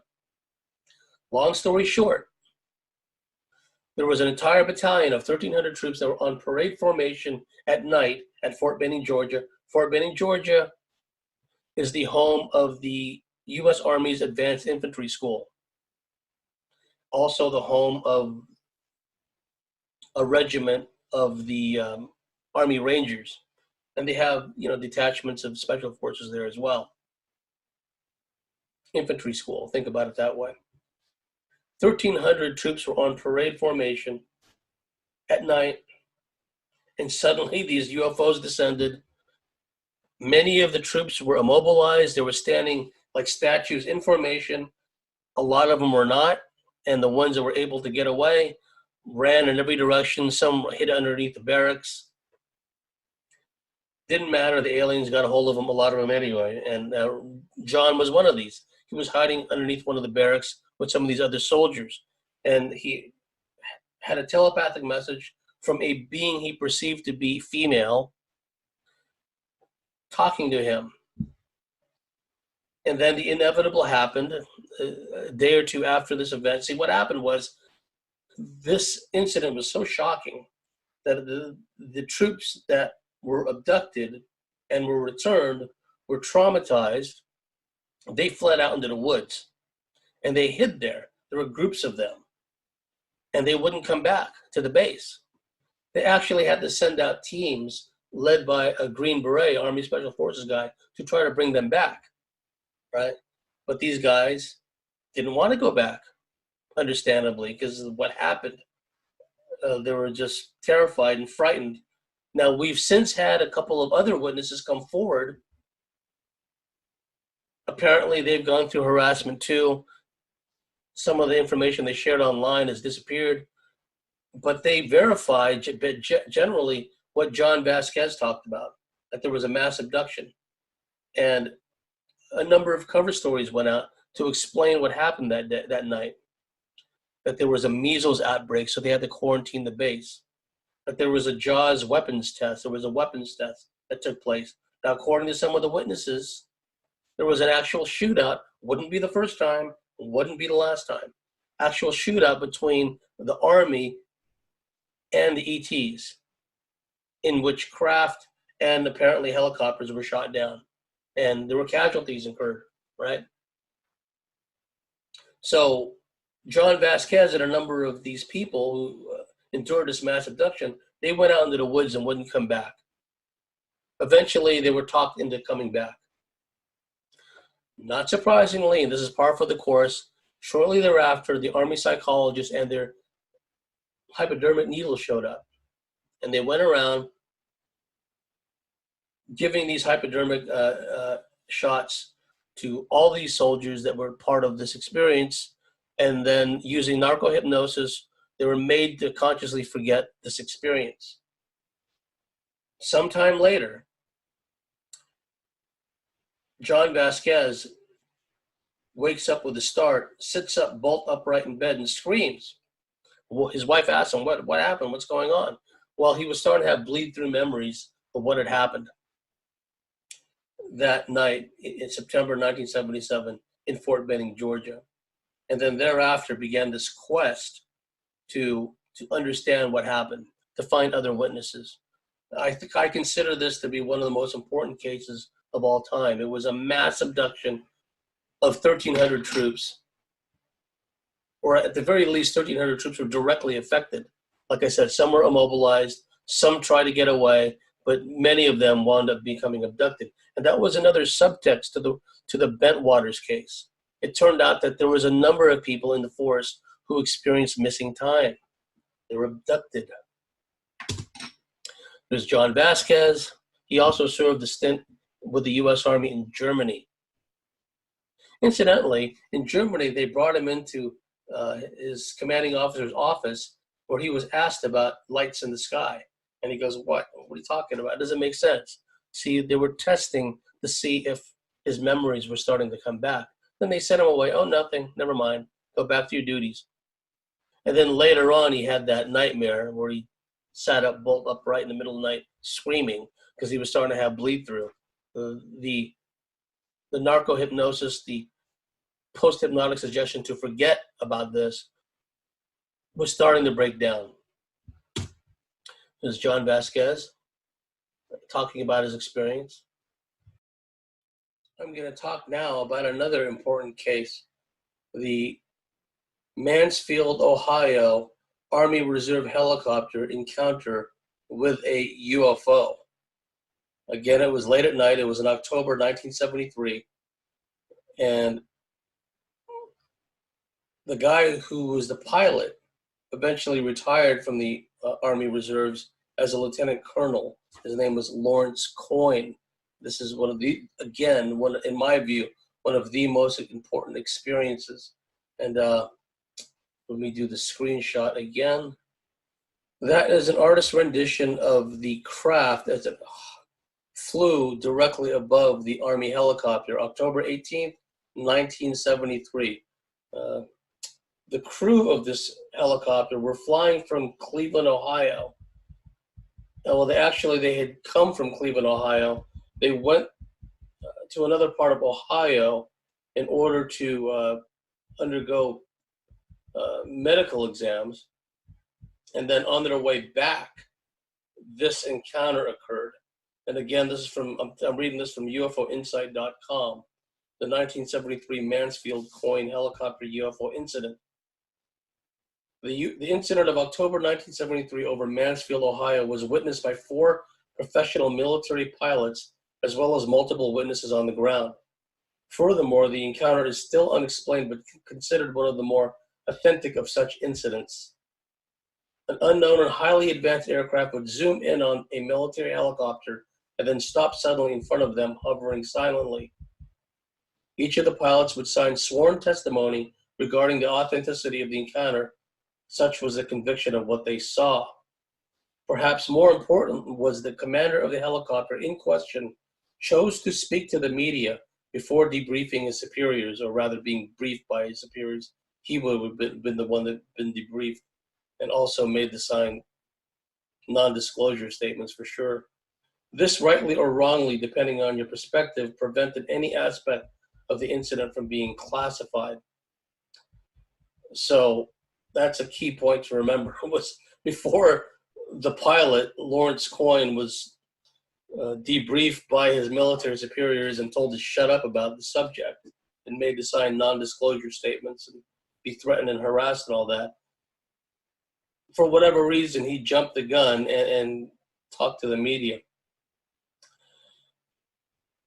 As the Army Reserve UH-1 helicopter cut through the night sky on 18 October 1973, events were about to become surreal. The 4-man crew, Captain Lawrence Coyne, Lieutenant Arrigo Jesse, Sergeant John Healy, and Robert Yanisak, had traveled from Cleveland to Columbus, Ohio, earlier that evening for a regular standard medical examination. Following that, they would board their vehicle at 10:30 p.m. and leave for the return journey back to Cleveland. It was while they were over Mansfield that the night took a strange turn. They were flying at 2,500 feet, and they noticed, one of the crew members noticed this light that was nearby as they're flying along. Long story short, this light then rapidly started closing on the helicopter, and it seemed to the crew members, including the pilot, that this light, this craft, was on a collision course with their helicopter. And Captain Lawrence Coyne thrust the helicopter down, descending around 500 feet.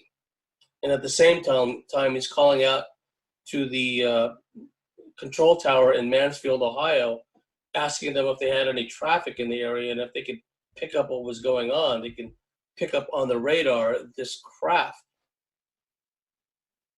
And again, the communications were interrupted. This comes up again and again in a lot of these cases, with whether it's car radios and police cruisers, or it's communications in a helicopter or an airplane, they get disrupted. The red object was still heading in the direction the men prepared for impact. And what was interesting was Captain Coyne, seeing that the craft was heading straight towards them, put his helicopter into a dive. But what happened was, instead of diving, the craft ascended. It ascended like a couple of thousand feet at least. Because as was the case with Mona Stafford, Louise Smith, and Elaine Thomas, this craft, this regular kind of a cigar-shaped craft, had locked onto their helicopter and pulled them upwards at a time when Captain Coyne had the control set for a crash dive to avoid the collision. Instead of diving downwards, they're being pulled upwards. And this object, and let me read more of the account here, it's very interesting. Suddenly, a green light swung from underneath and hit the windshield of the helicopter. According to Coyne, the whole cabin turned green as the light illuminated everything in a bright green color. After a few seconds, the light went out and the object moved up into the west at great speed. Coyne, who had the helicopter's height locked throughout the incident at 1,700 feet, realized they were suddenly at a height of 3,500 feet. They had climbed almost 2,000 feet in a matter of seconds and never knew it. Suddenly, a bump nudged the helicopter, and instinctively, Coyne climbed slightly, the vehicle now back in his control. And we heard this bump thing in the case with Mona Stafford, Louise Smith, Elaine Thomas, where they felt a bump in their car as the craft was directly above their car, and then they blacked out and lost consciousness. In this case, they all felt the bump, and afterwards, they regained control of the craft. This is a very important case, not only because of the caliber of the witnesses, but also, and it's one of the themes we keep referring to and recurring themes in this lecture, the after effects. In this case, it wasn't so much that they had physiological after effects, radiation poisoning and whatnot, at least none that was reported. What was interesting was in the days and weeks after this encounter, Lawrence Coyne, Captain Lawrence Coyne, later retired as a lieutenant colonel, and the other members of his crew began receiving mysterious phone calls from some shadowy woo-woo individuals who were from this spooky department within the Pentagon. And these mysterious people would ask them questions like, since the encounter with the UFO, have they had dreams of body separation, i.e. out-of-body travel? And I just mentioned in the previous case, Louise Smith, Mona Stafford, Elaine Thomas, that Mona described coming out of her body during the experience and looking down and seeing what may have been her body or one of her friends on a table surrounded by these creatures.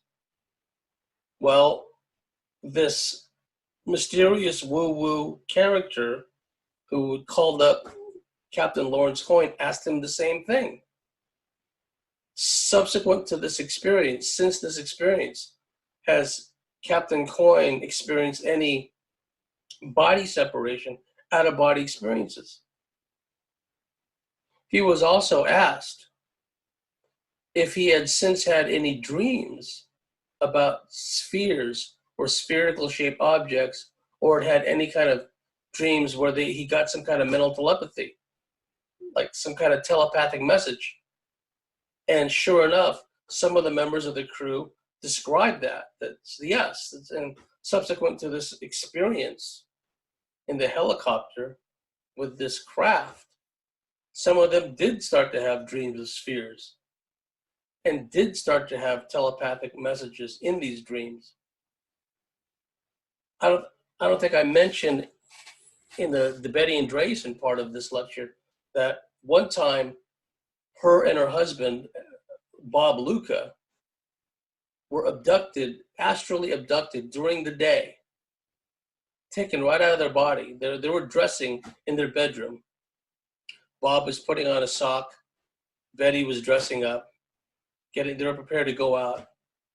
And then in broad daylight, the aliens astrally abducted them, left their bodies immobilized, frozen in place as they took their physical bodies away.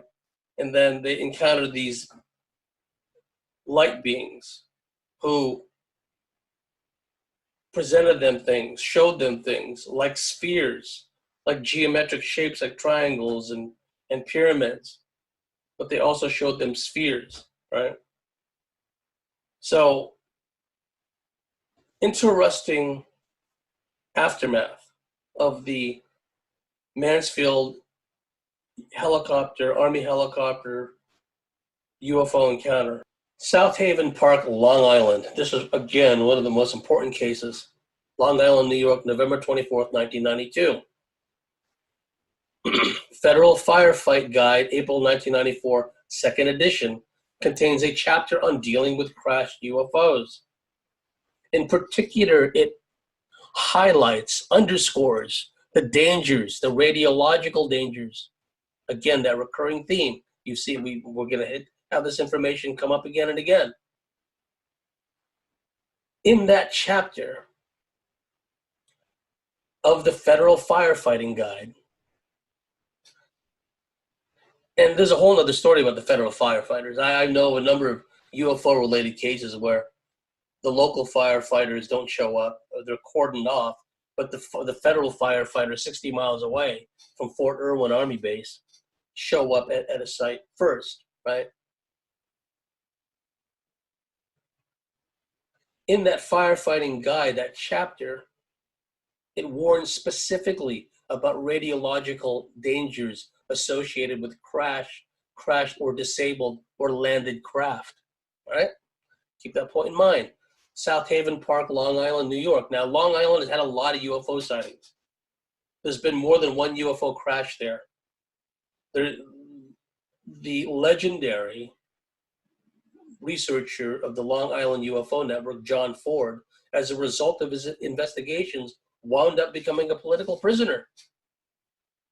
They framed him on trumped-up charges of threatening to assassinate politicians in Long Island, and they threw him in a psychiatric ward.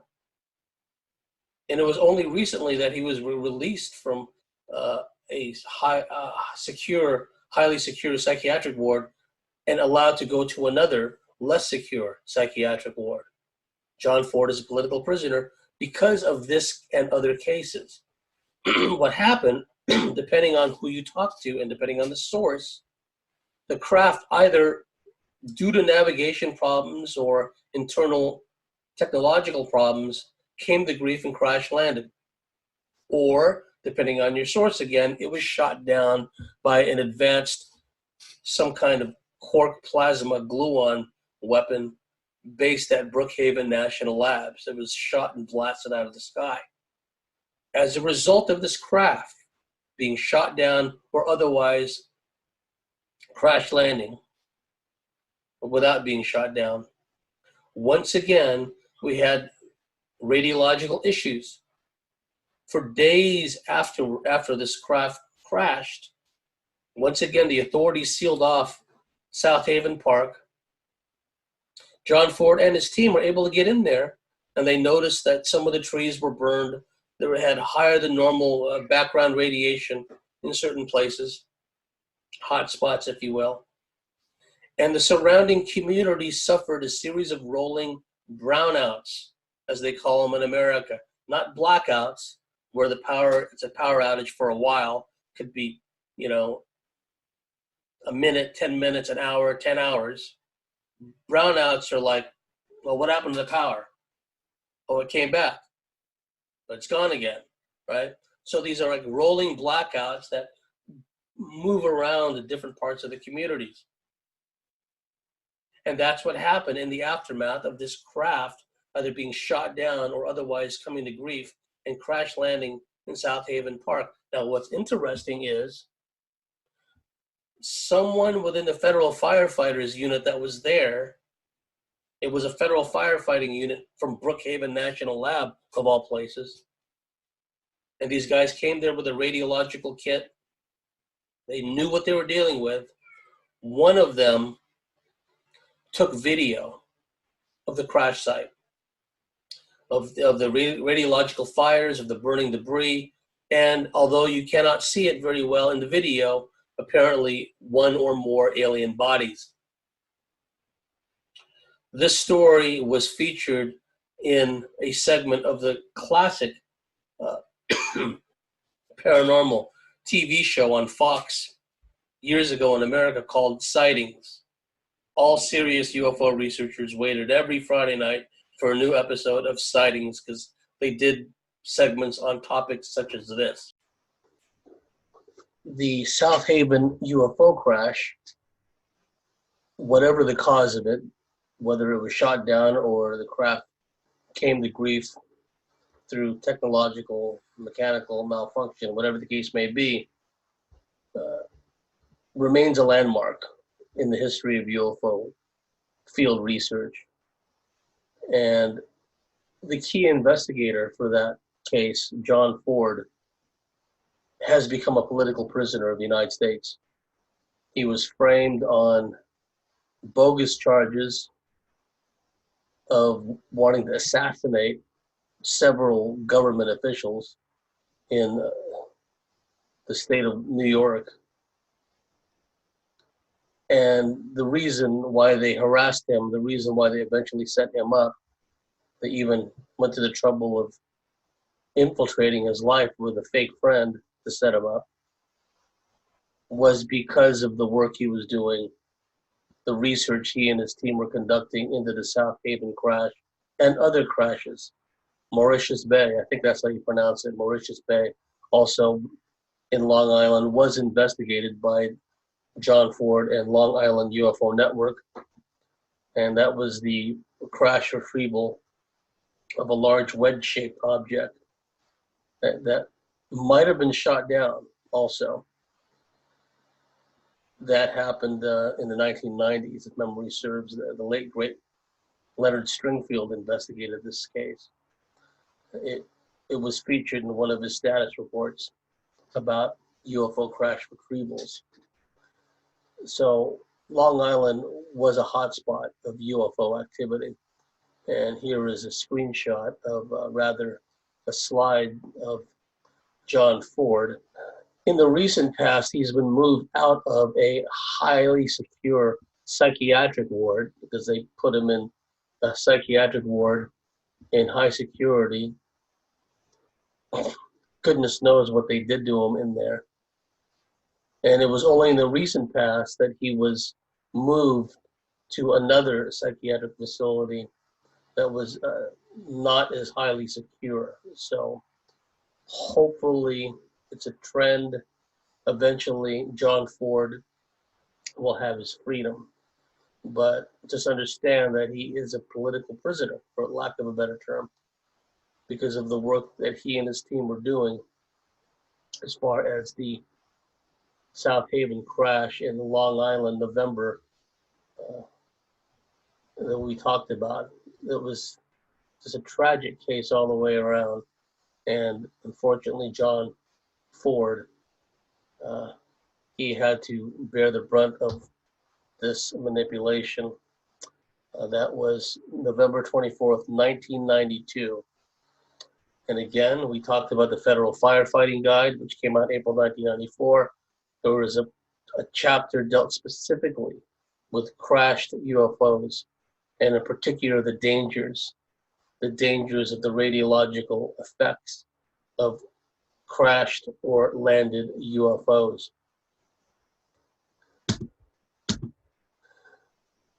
Now, we're going to be getting into the nuclear weapons, weapons making aspect to this, because from the dawn of at least this latest version of humanity's nuclear and thermonuclear weapons development, aliens, extraterrestrials, call them what you will, have been deeply interested in monitoring the progress of humanity's development of nuclear and thermonuclear weapons. Dr. Oppenheimer was asked if the explosion of the plutonium device at the Trinity site, excuse me, that's what Oppenheimer called the site in New Mexico where they tested the first atomic weapon. I believe that was July 16th, 1945. It was the implosion plutonium device.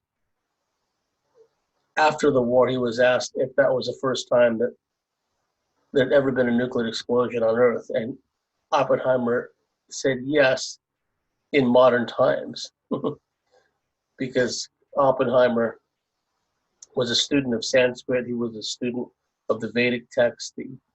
He spoke Sanskrit, he read Sanskrit, and he knew from the ancient Indian sacred texts that nuclear weapons, beam weapons, if one were to put a modern spin on the descriptions in these ancient texts of the weaponry that was used in these gods of wars and men, Oppenheimer would have known that nuclear weapons had been used in the distant past, that the Trinity site explosion, July 16, 1945, was not the first time the nuclear weapons were deployed. And recently, there was a physicist who went public and said that based on evidence found on Mars,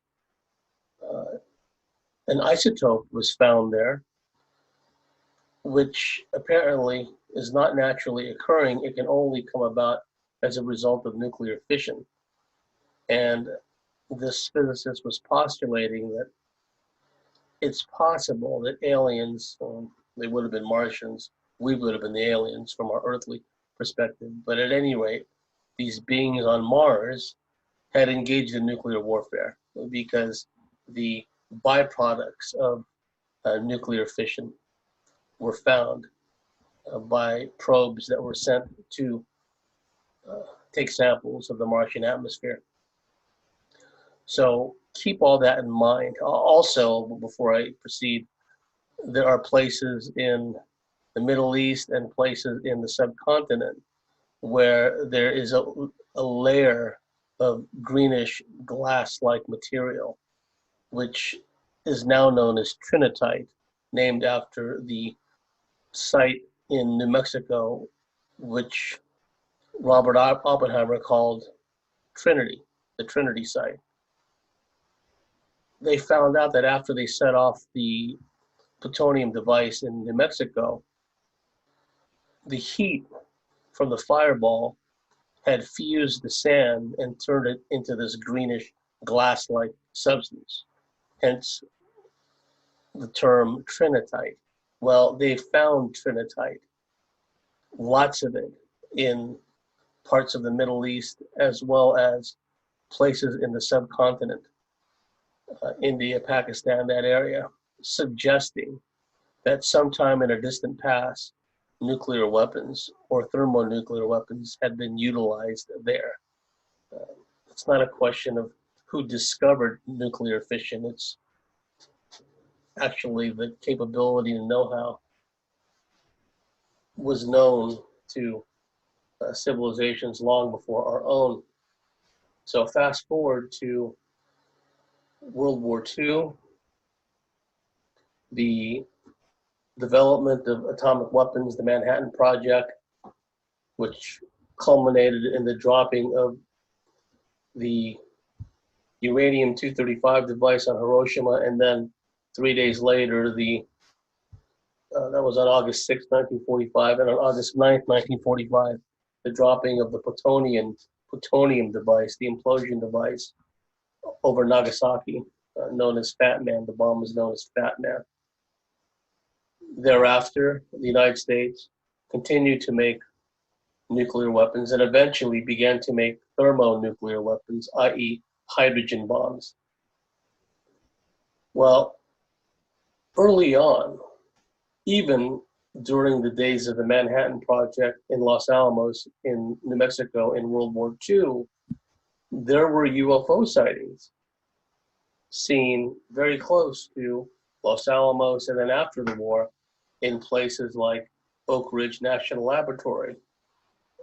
Oak Ridge National Laboratory was where the gaseous diffusion plants were set up to enrich uranium-238, actually to separate the isotope uranium-235, which was found in infinitesimal amounts within the uranium-238. And then they also would further enrich it once they separated the isotope of uranium-235 from uranium-238. They would enrich it through the use of large magnetrons, cyclotrons actually is what they were called. Dr. Henry Lawrence, the inventor of the cyclotron, he worked at Berkeley with Oppenheimer prior to World War II. He created what they called racetracks of these large cyclotrons, and it was another form of enrichment of uranium and plutonium too. Electromagnetic isotope separation is what they called it. But anyway, not only was uranium-235 produced in Oak Ridge National Laboratory in Tennessee, and this was a vast operation. They actually created massive amounts of electricity by tapping into the Tennessee Valley Authority, which was a huge hydroelectric dam project in Tennessee. So that was one of the plants, along with Hanford, Washington State, where a lot of the plutonium-239 was created. And the point of relevance was, in the immediate post-war years, at least as far back as 1948, if not sooner, Oak Ridge National Laboratory in Tennessee began to have these visitations. These first, what was described as very large green fireballs would fly at high altitude, at high speed, directly over this uranium-235/plutonium-239 plant. It became such a worry to the Atomic Energy Commission, which was created after World War II, which later, after another name change, it became the Department of Energy, the DOE. It was of such concern to the Atomic Energy Commission, AEC, as well as Army intelligence, Air Force intelligence, the FBI, and Naval intelligence, that they actually convened a top secret conference in Los Alamos. The investigation into these green fireballs, which were overflying places like Oak Ridge National Laboratory, was given the code name, the investigation was given the code name Project Twinkle. Dr. Lincoln La Paz was a world-renowned expert on meteorites in the University of New Mexico, and he was taken into this project to study these large green fireballs that travel at very high speed directly over these Atomic Energy Commission sites. And Dr. Lincoln La Paz stated that, in his opinion, these were not meteorites. There was something else entirely.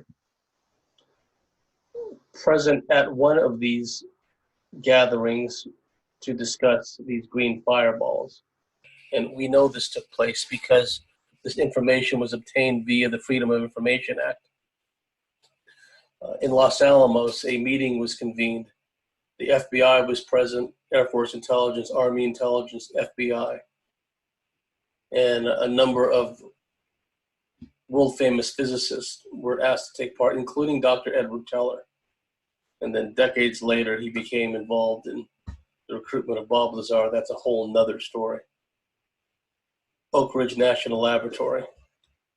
Incidentally, as far as the green fireballs are concerned, one of my old buddies, when I worked at my old stomping grounds, Naval Air Station, North Island. Before that, it was an Army airfield known as Rockwell Field, where, among other people, the great aviator Jimmy Doolittle learned how to fly. It was one of the places he learned how to fly. And then later on, the Navy took it over and became Naval Air Station, North Island. And over the years, many of the great Army and Navy pioneering aviators earned their wings there. One of my old buddies that worked right around the corner from me, I worked in communications at Commander Naval Air Force's U.S. Pacific Fleet. He worked at Naval Aviation Depot, just around the corner. It's a good buddy of mine. His job was, he was a director of what they call NADEP, Naval Aviation Depot. And his job was to oversee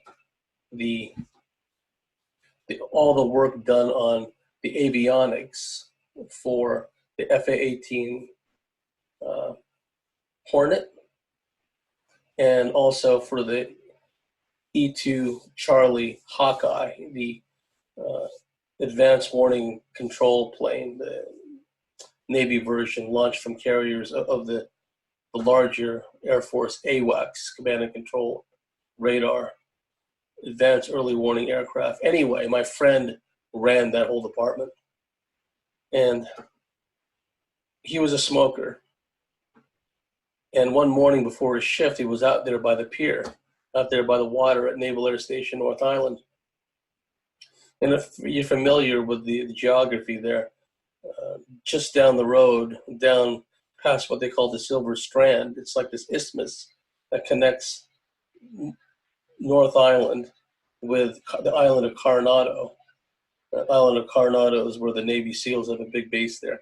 Anyway, he was out at Naval Air Station North Island, over by the water, smoking a cigarette, when suddenly one of these large green fireballs, without a sound, this is early in the morning, flies right overhead at high speed and just disappears out over the Pacific Ocean. Big green fireball, go figure. Okay, in 1975, again in October, there's that window again, October, November, when all kinds of spooky UFO type stuff happens, right? Already talked about Herbert Shermer. That was in the October, November time frame. Antonio Villas-Boas, October, and then 1957.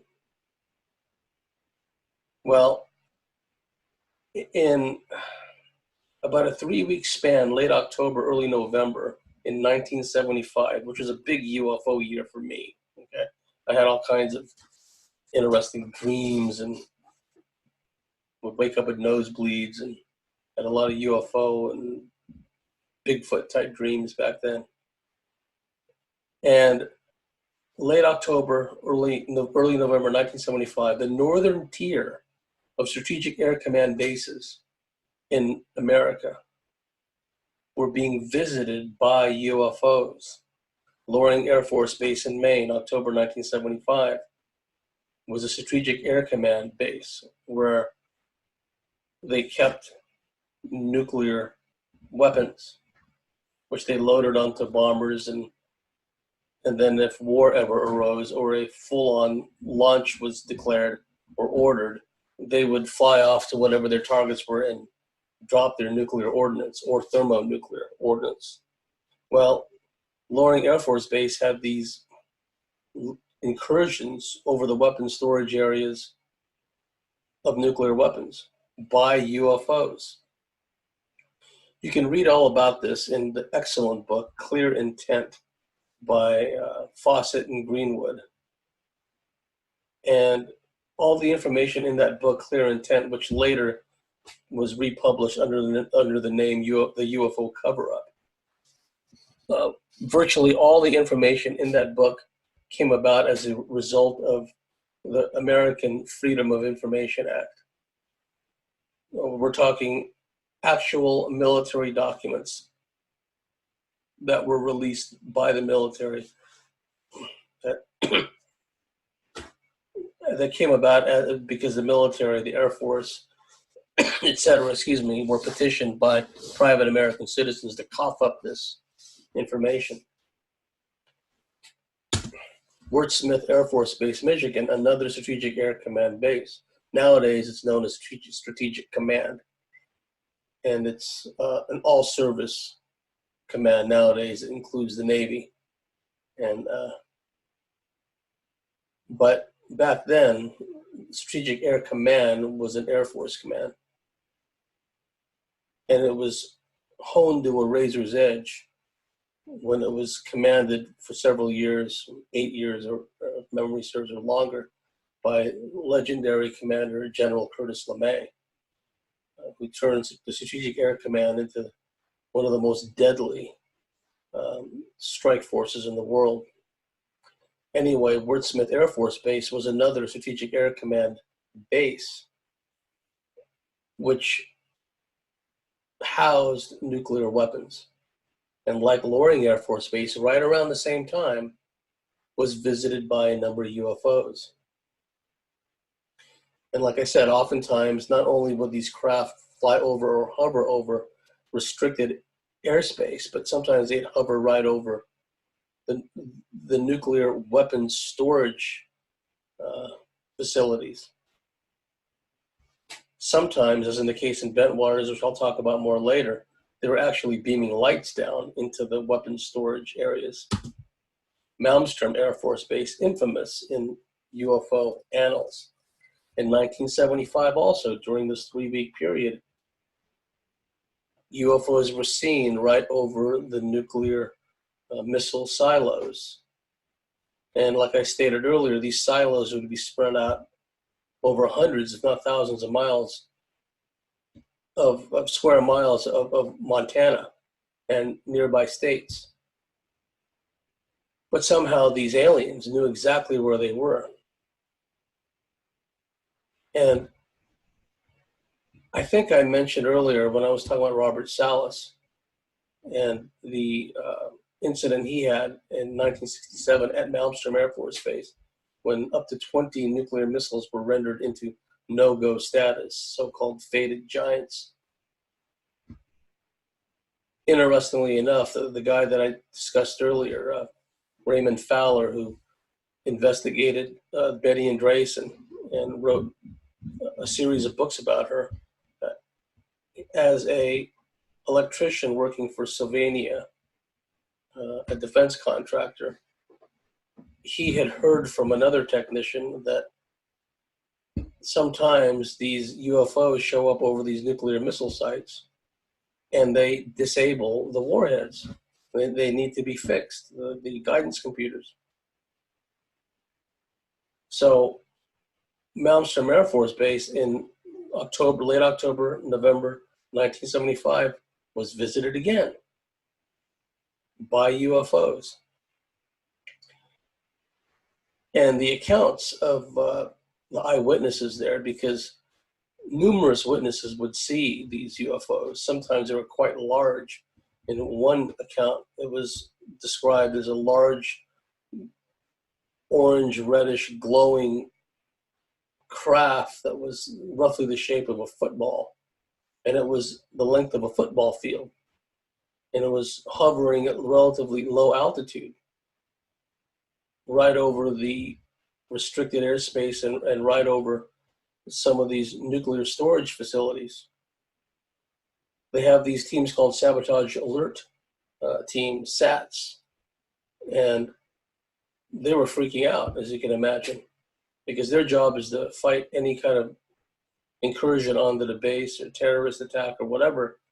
And then here come these huge UFOs that are hovering right over missile silos or hovering right over the bases. It was a show of strength, as they say nowadays. It was a show of strength. And just as in 1967, they caused upwards of 20 nuclear missiles to go offline, to use a term we would use today, no-go status, fated giants. We've seen the inverse of that. One of the stories that came out of the old Soviet Union was one of these UFOs had hovered right over a nuclear missile silo in the Soviet Union.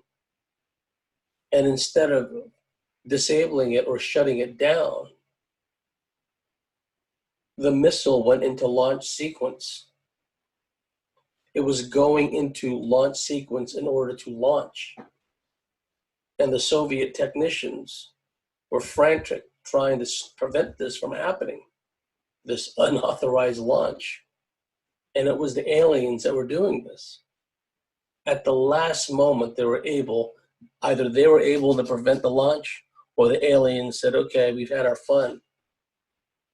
We'll stop this launch sequence now.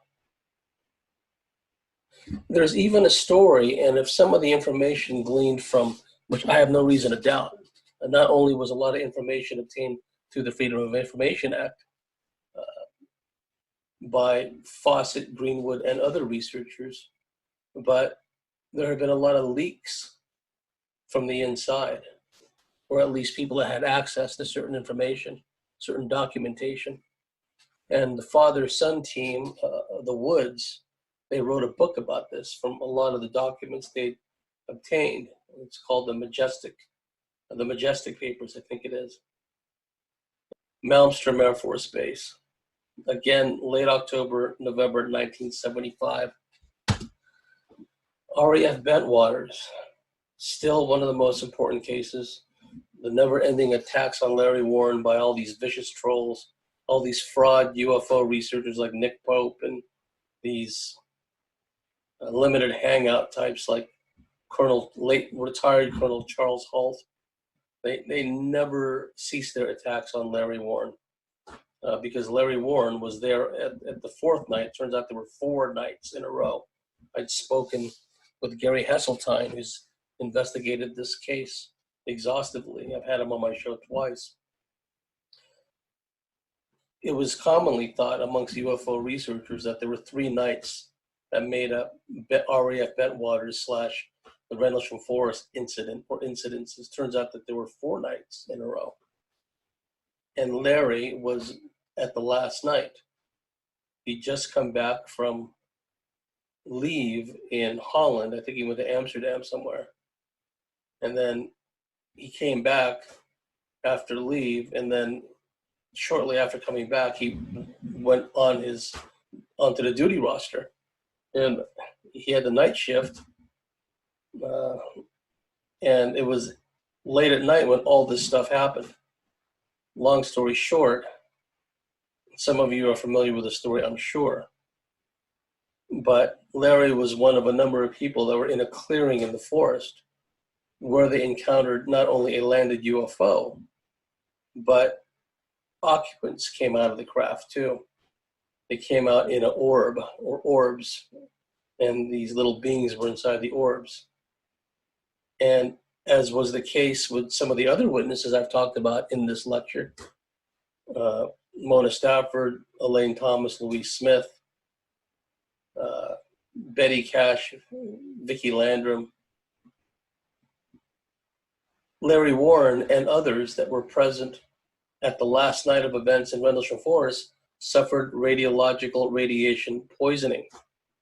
Larry Warren had retina burns from the bright flash of this red object that hovered over this glowing mist in this clearing. Bright flash, soundless explosion, searing brightness, suffered retina burns. And then after the light dissipated and his vision came back, there was a structured craft that was sitting there on the ground. And it must be remembered, folks, that this concept of landed craft, occupants seen outside of the craft, occupants seen to come out of the landed craft, that is well embedded in the study of UFOs. There's nothing unusual about it. There's been many people, particularly law enforcement people and military people, who've seen this. And your average Joe or Julie citizen has seen this as well. Landed craft, beings coming out of the craft. What differentiated Warren's story compared to some of the others is, first of all, his experience happened on the last night, whereas others that have come to be known as being involved in RAF Bentwaters, their experiences occurred in the previous nights and were not as extreme as this one. So there's nothing unusual about the concept of landed craft, occupants seen outside of the craft. There's a book you can find called The Humanoids. And each chapter, it's an anthology of accounts from around the world, each chapter written by a noted UFO researcher from his or her country. And just as the title suggests, The Humanoids, the whole book, each chapter is about encounters with humanoids. And in that book, there are many accounts of landed craft, occupants seen outside of the craft. There was a huge UFO wave in 1954 in France. And many of the eyewitnesses, including police officers, saw the same thing, landed craft, beings outside of the craft. So what Larry Warren described is not even unusual in the annals of UFO literature and UFO research. Larry suffered retina burns, he suffered radiation poisoning. After a while, he was having blood seep out from his back. He and some of the others, after just one night and being around that landed craft, started to have a shock of white hair. He kind of likened it, if memory serves, to, if you remember watching the old Mel Gibson movies, Mad Max, and then The Road Warrior, and then, Thunderdome. over time, he decided he started to have in the series of movies, kind of like Salt and Pepper, a shock of white hair. And Larry Warren said, as a result of this encounter of that craft and the beings coming out of the craft, that final night, that last night in Rendlesham Forest, December 1980, this would have been right around Christmas time, that a number of the airmen that were out there and the officers that were out there, they started having issues with their hair. They had eye inflammation, radiation sickness. As a matter of fact, the disaster preparedness units from the air base were out there with the Geiger counters that were taking measurements from hotspots, radioactive hotspots. Now, before too long, hopefully it won't be that much longer from now, there will be a documentary that will be called Incident at Capel Green. The area where this landed craft and the occupants emerged from the landed craft outside of RAF Bentwaters, it's actually two bases side by side. RAF Bentwaters was the American base, and the point of relevance also is at the time, nobody knew it outside of military circles. RAF Bentwaters was one of the largest repositories of tactical nuclear weapons in Europe, completely in violation of treaties they had with the British, the Americans had with the British at the time. That was a whole nother reason for the secrecy harassment of a lot of the witnesses, including Larry Warren. He was at one point on the surface shortly after this event. He was abducted on the surface along with Staff Sergeant Adrian Bustinza. They were drugged, taken underground into an underground base where, whether it was like theater of the mind or whether it was for psychological warfare purposes, he was presented through with a silhouette, with the being on the other side of the silhouette that was talking to him telepathically. And he doesn't know if it was a real alien or if it was just some kind of mind control they were exerting on him. But Larry has said, and I attended Larry's lecture in the early 1990s, his story hasn't varied, not at all. If anything, kind of like Bob Lazar, if anything, he may be holding stuff back. You never know. That's not to impugn his credibility in any way. I believe Larry 100%. But, I know from my own experience as an alien abductee, there's some things I just will not share, right? There's something I will hold back on until I get more information on it. And Larry was taken underground, and Larry made the point that nowadays, and he said this in the early 90s, everyone's talking about underground bases. But, I started talking about underground bases shortly after, he went public, right? So RAF Bentwaters was a repository of the largest repository of tactical nuclear weapons in Europe at that time. And in the previous nights, prior to Larry's experience, once again, eyewitnesses, military personnel, saw UFOs hovering right over the weapon storage areas and were beaming lights down into the weapon storage areas. Now, what the aliens told Herbert Schirmer, the aforementioned Herbert Schirmer, is they have a means to look into solid objects, by shooting some kind of light beam or ray or something into houses, into buildings, into structures, into hangars, they can see what's inside. So later on, when I read accounts of these craft shooting beams down into the weapon storage areas of various nuclear weapons bases, that's the first thing I thought of. They're using a sensor or something to determine, the yield of these weapons, what they're made out of, et cetera, et cetera. So that is an important case. There's Larry Warren right there. And the documentary that's going to be coming out will blow the lid off of all of this. It's going to, hopefully, this whole coronavirus thing will blow over eventually. And this documentary will come out. It will get the publicity it deserves because it's one of the most important cases out there because it has everything in it. Highly trained military personnel. Larry was an Air Force security policeman. He was uh, trained in anti-terrorist measures. He was trained to guard nuclear weapons, basically.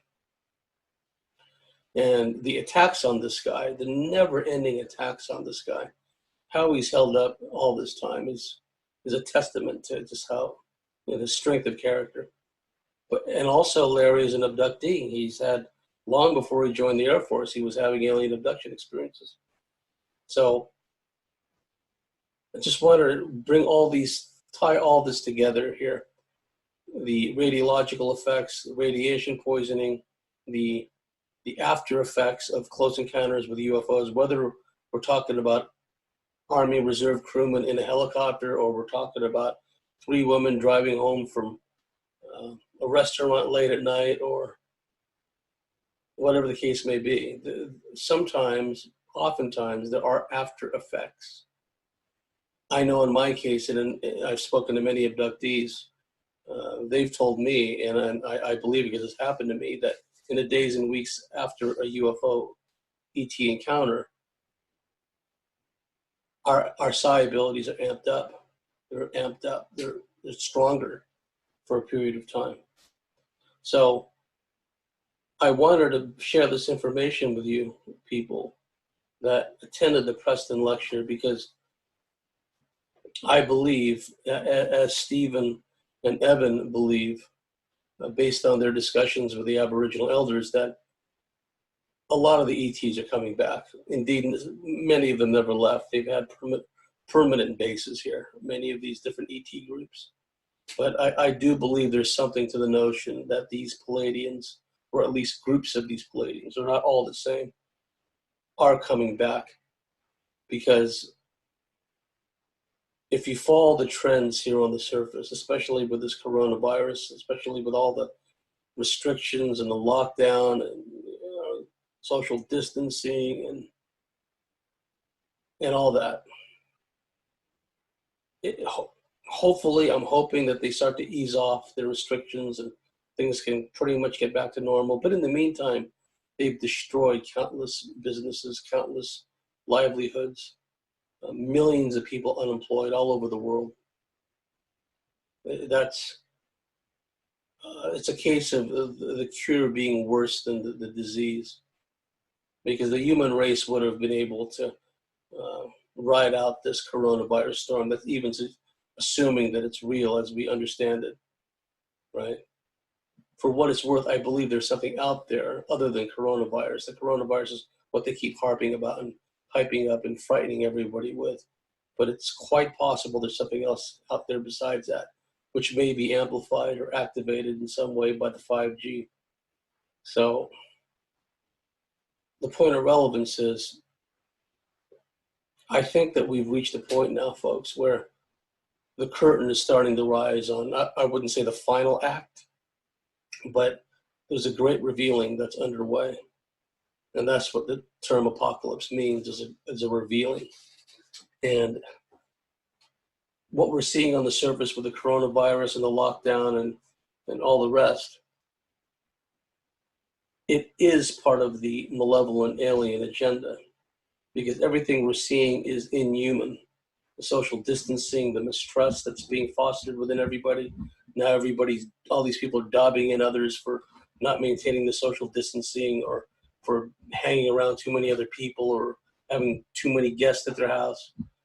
They've turned Australia and large parts of the world into a snitch society, a dobbing society, a narc society, as they would say in America, a snitch or narc. They fostered this mistrust. And to me, it's inhuman. That's why I know ultimately that malevolent aliens are behind this whole coronavirus thing. And if you read books like William Bramley's book, The Gods of Eden, he's come up with convincing, to me, evidence from medieval chronicles about how non-human beings may have been responsible for the Black Plague, in previous centuries, based on eyewitness accounts, who've seen what we would call UFOs flying over crop fields and spraying like powder or dust over them, or seeing humanoids in fields spraying like gaseous substances over crops. These are the stories that have come out of Europe in those days, when the different phases of the Black Plague, bubonic plague.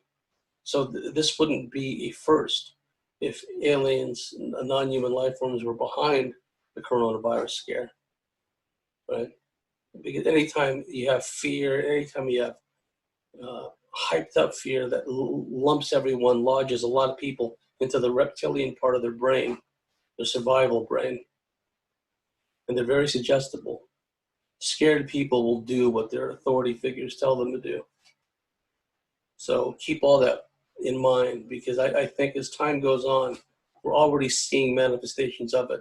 There's an upsurge, an uptick of UFO alien activity all over the world, and I expect that to continue. So anyway, thank you for sitting in on my lecture here. Sorry for my voice. When I talk too long sometimes my voice gets a little hoarse. But I hope what I shared with you today has some meaning, holds some meaning for you. And I want to thank Stephen and Evan Strong for giving me the opportunity to come on here and speak to you. And I hope one of these days, after all this blows over, to be able to speak before you again, in one of Stephen's conferences. Anyhow, I'm James Bartley. You can find my work on thecosmicswitchboard.com. You can find me on Facebook, and you can find me on Twitter. And you can find me on my heavily censored YouTube channel under James Bartley. So wherever you may be, whatever you may be doing, have a very pleasant time, and I'll talk to you again. Bye for now.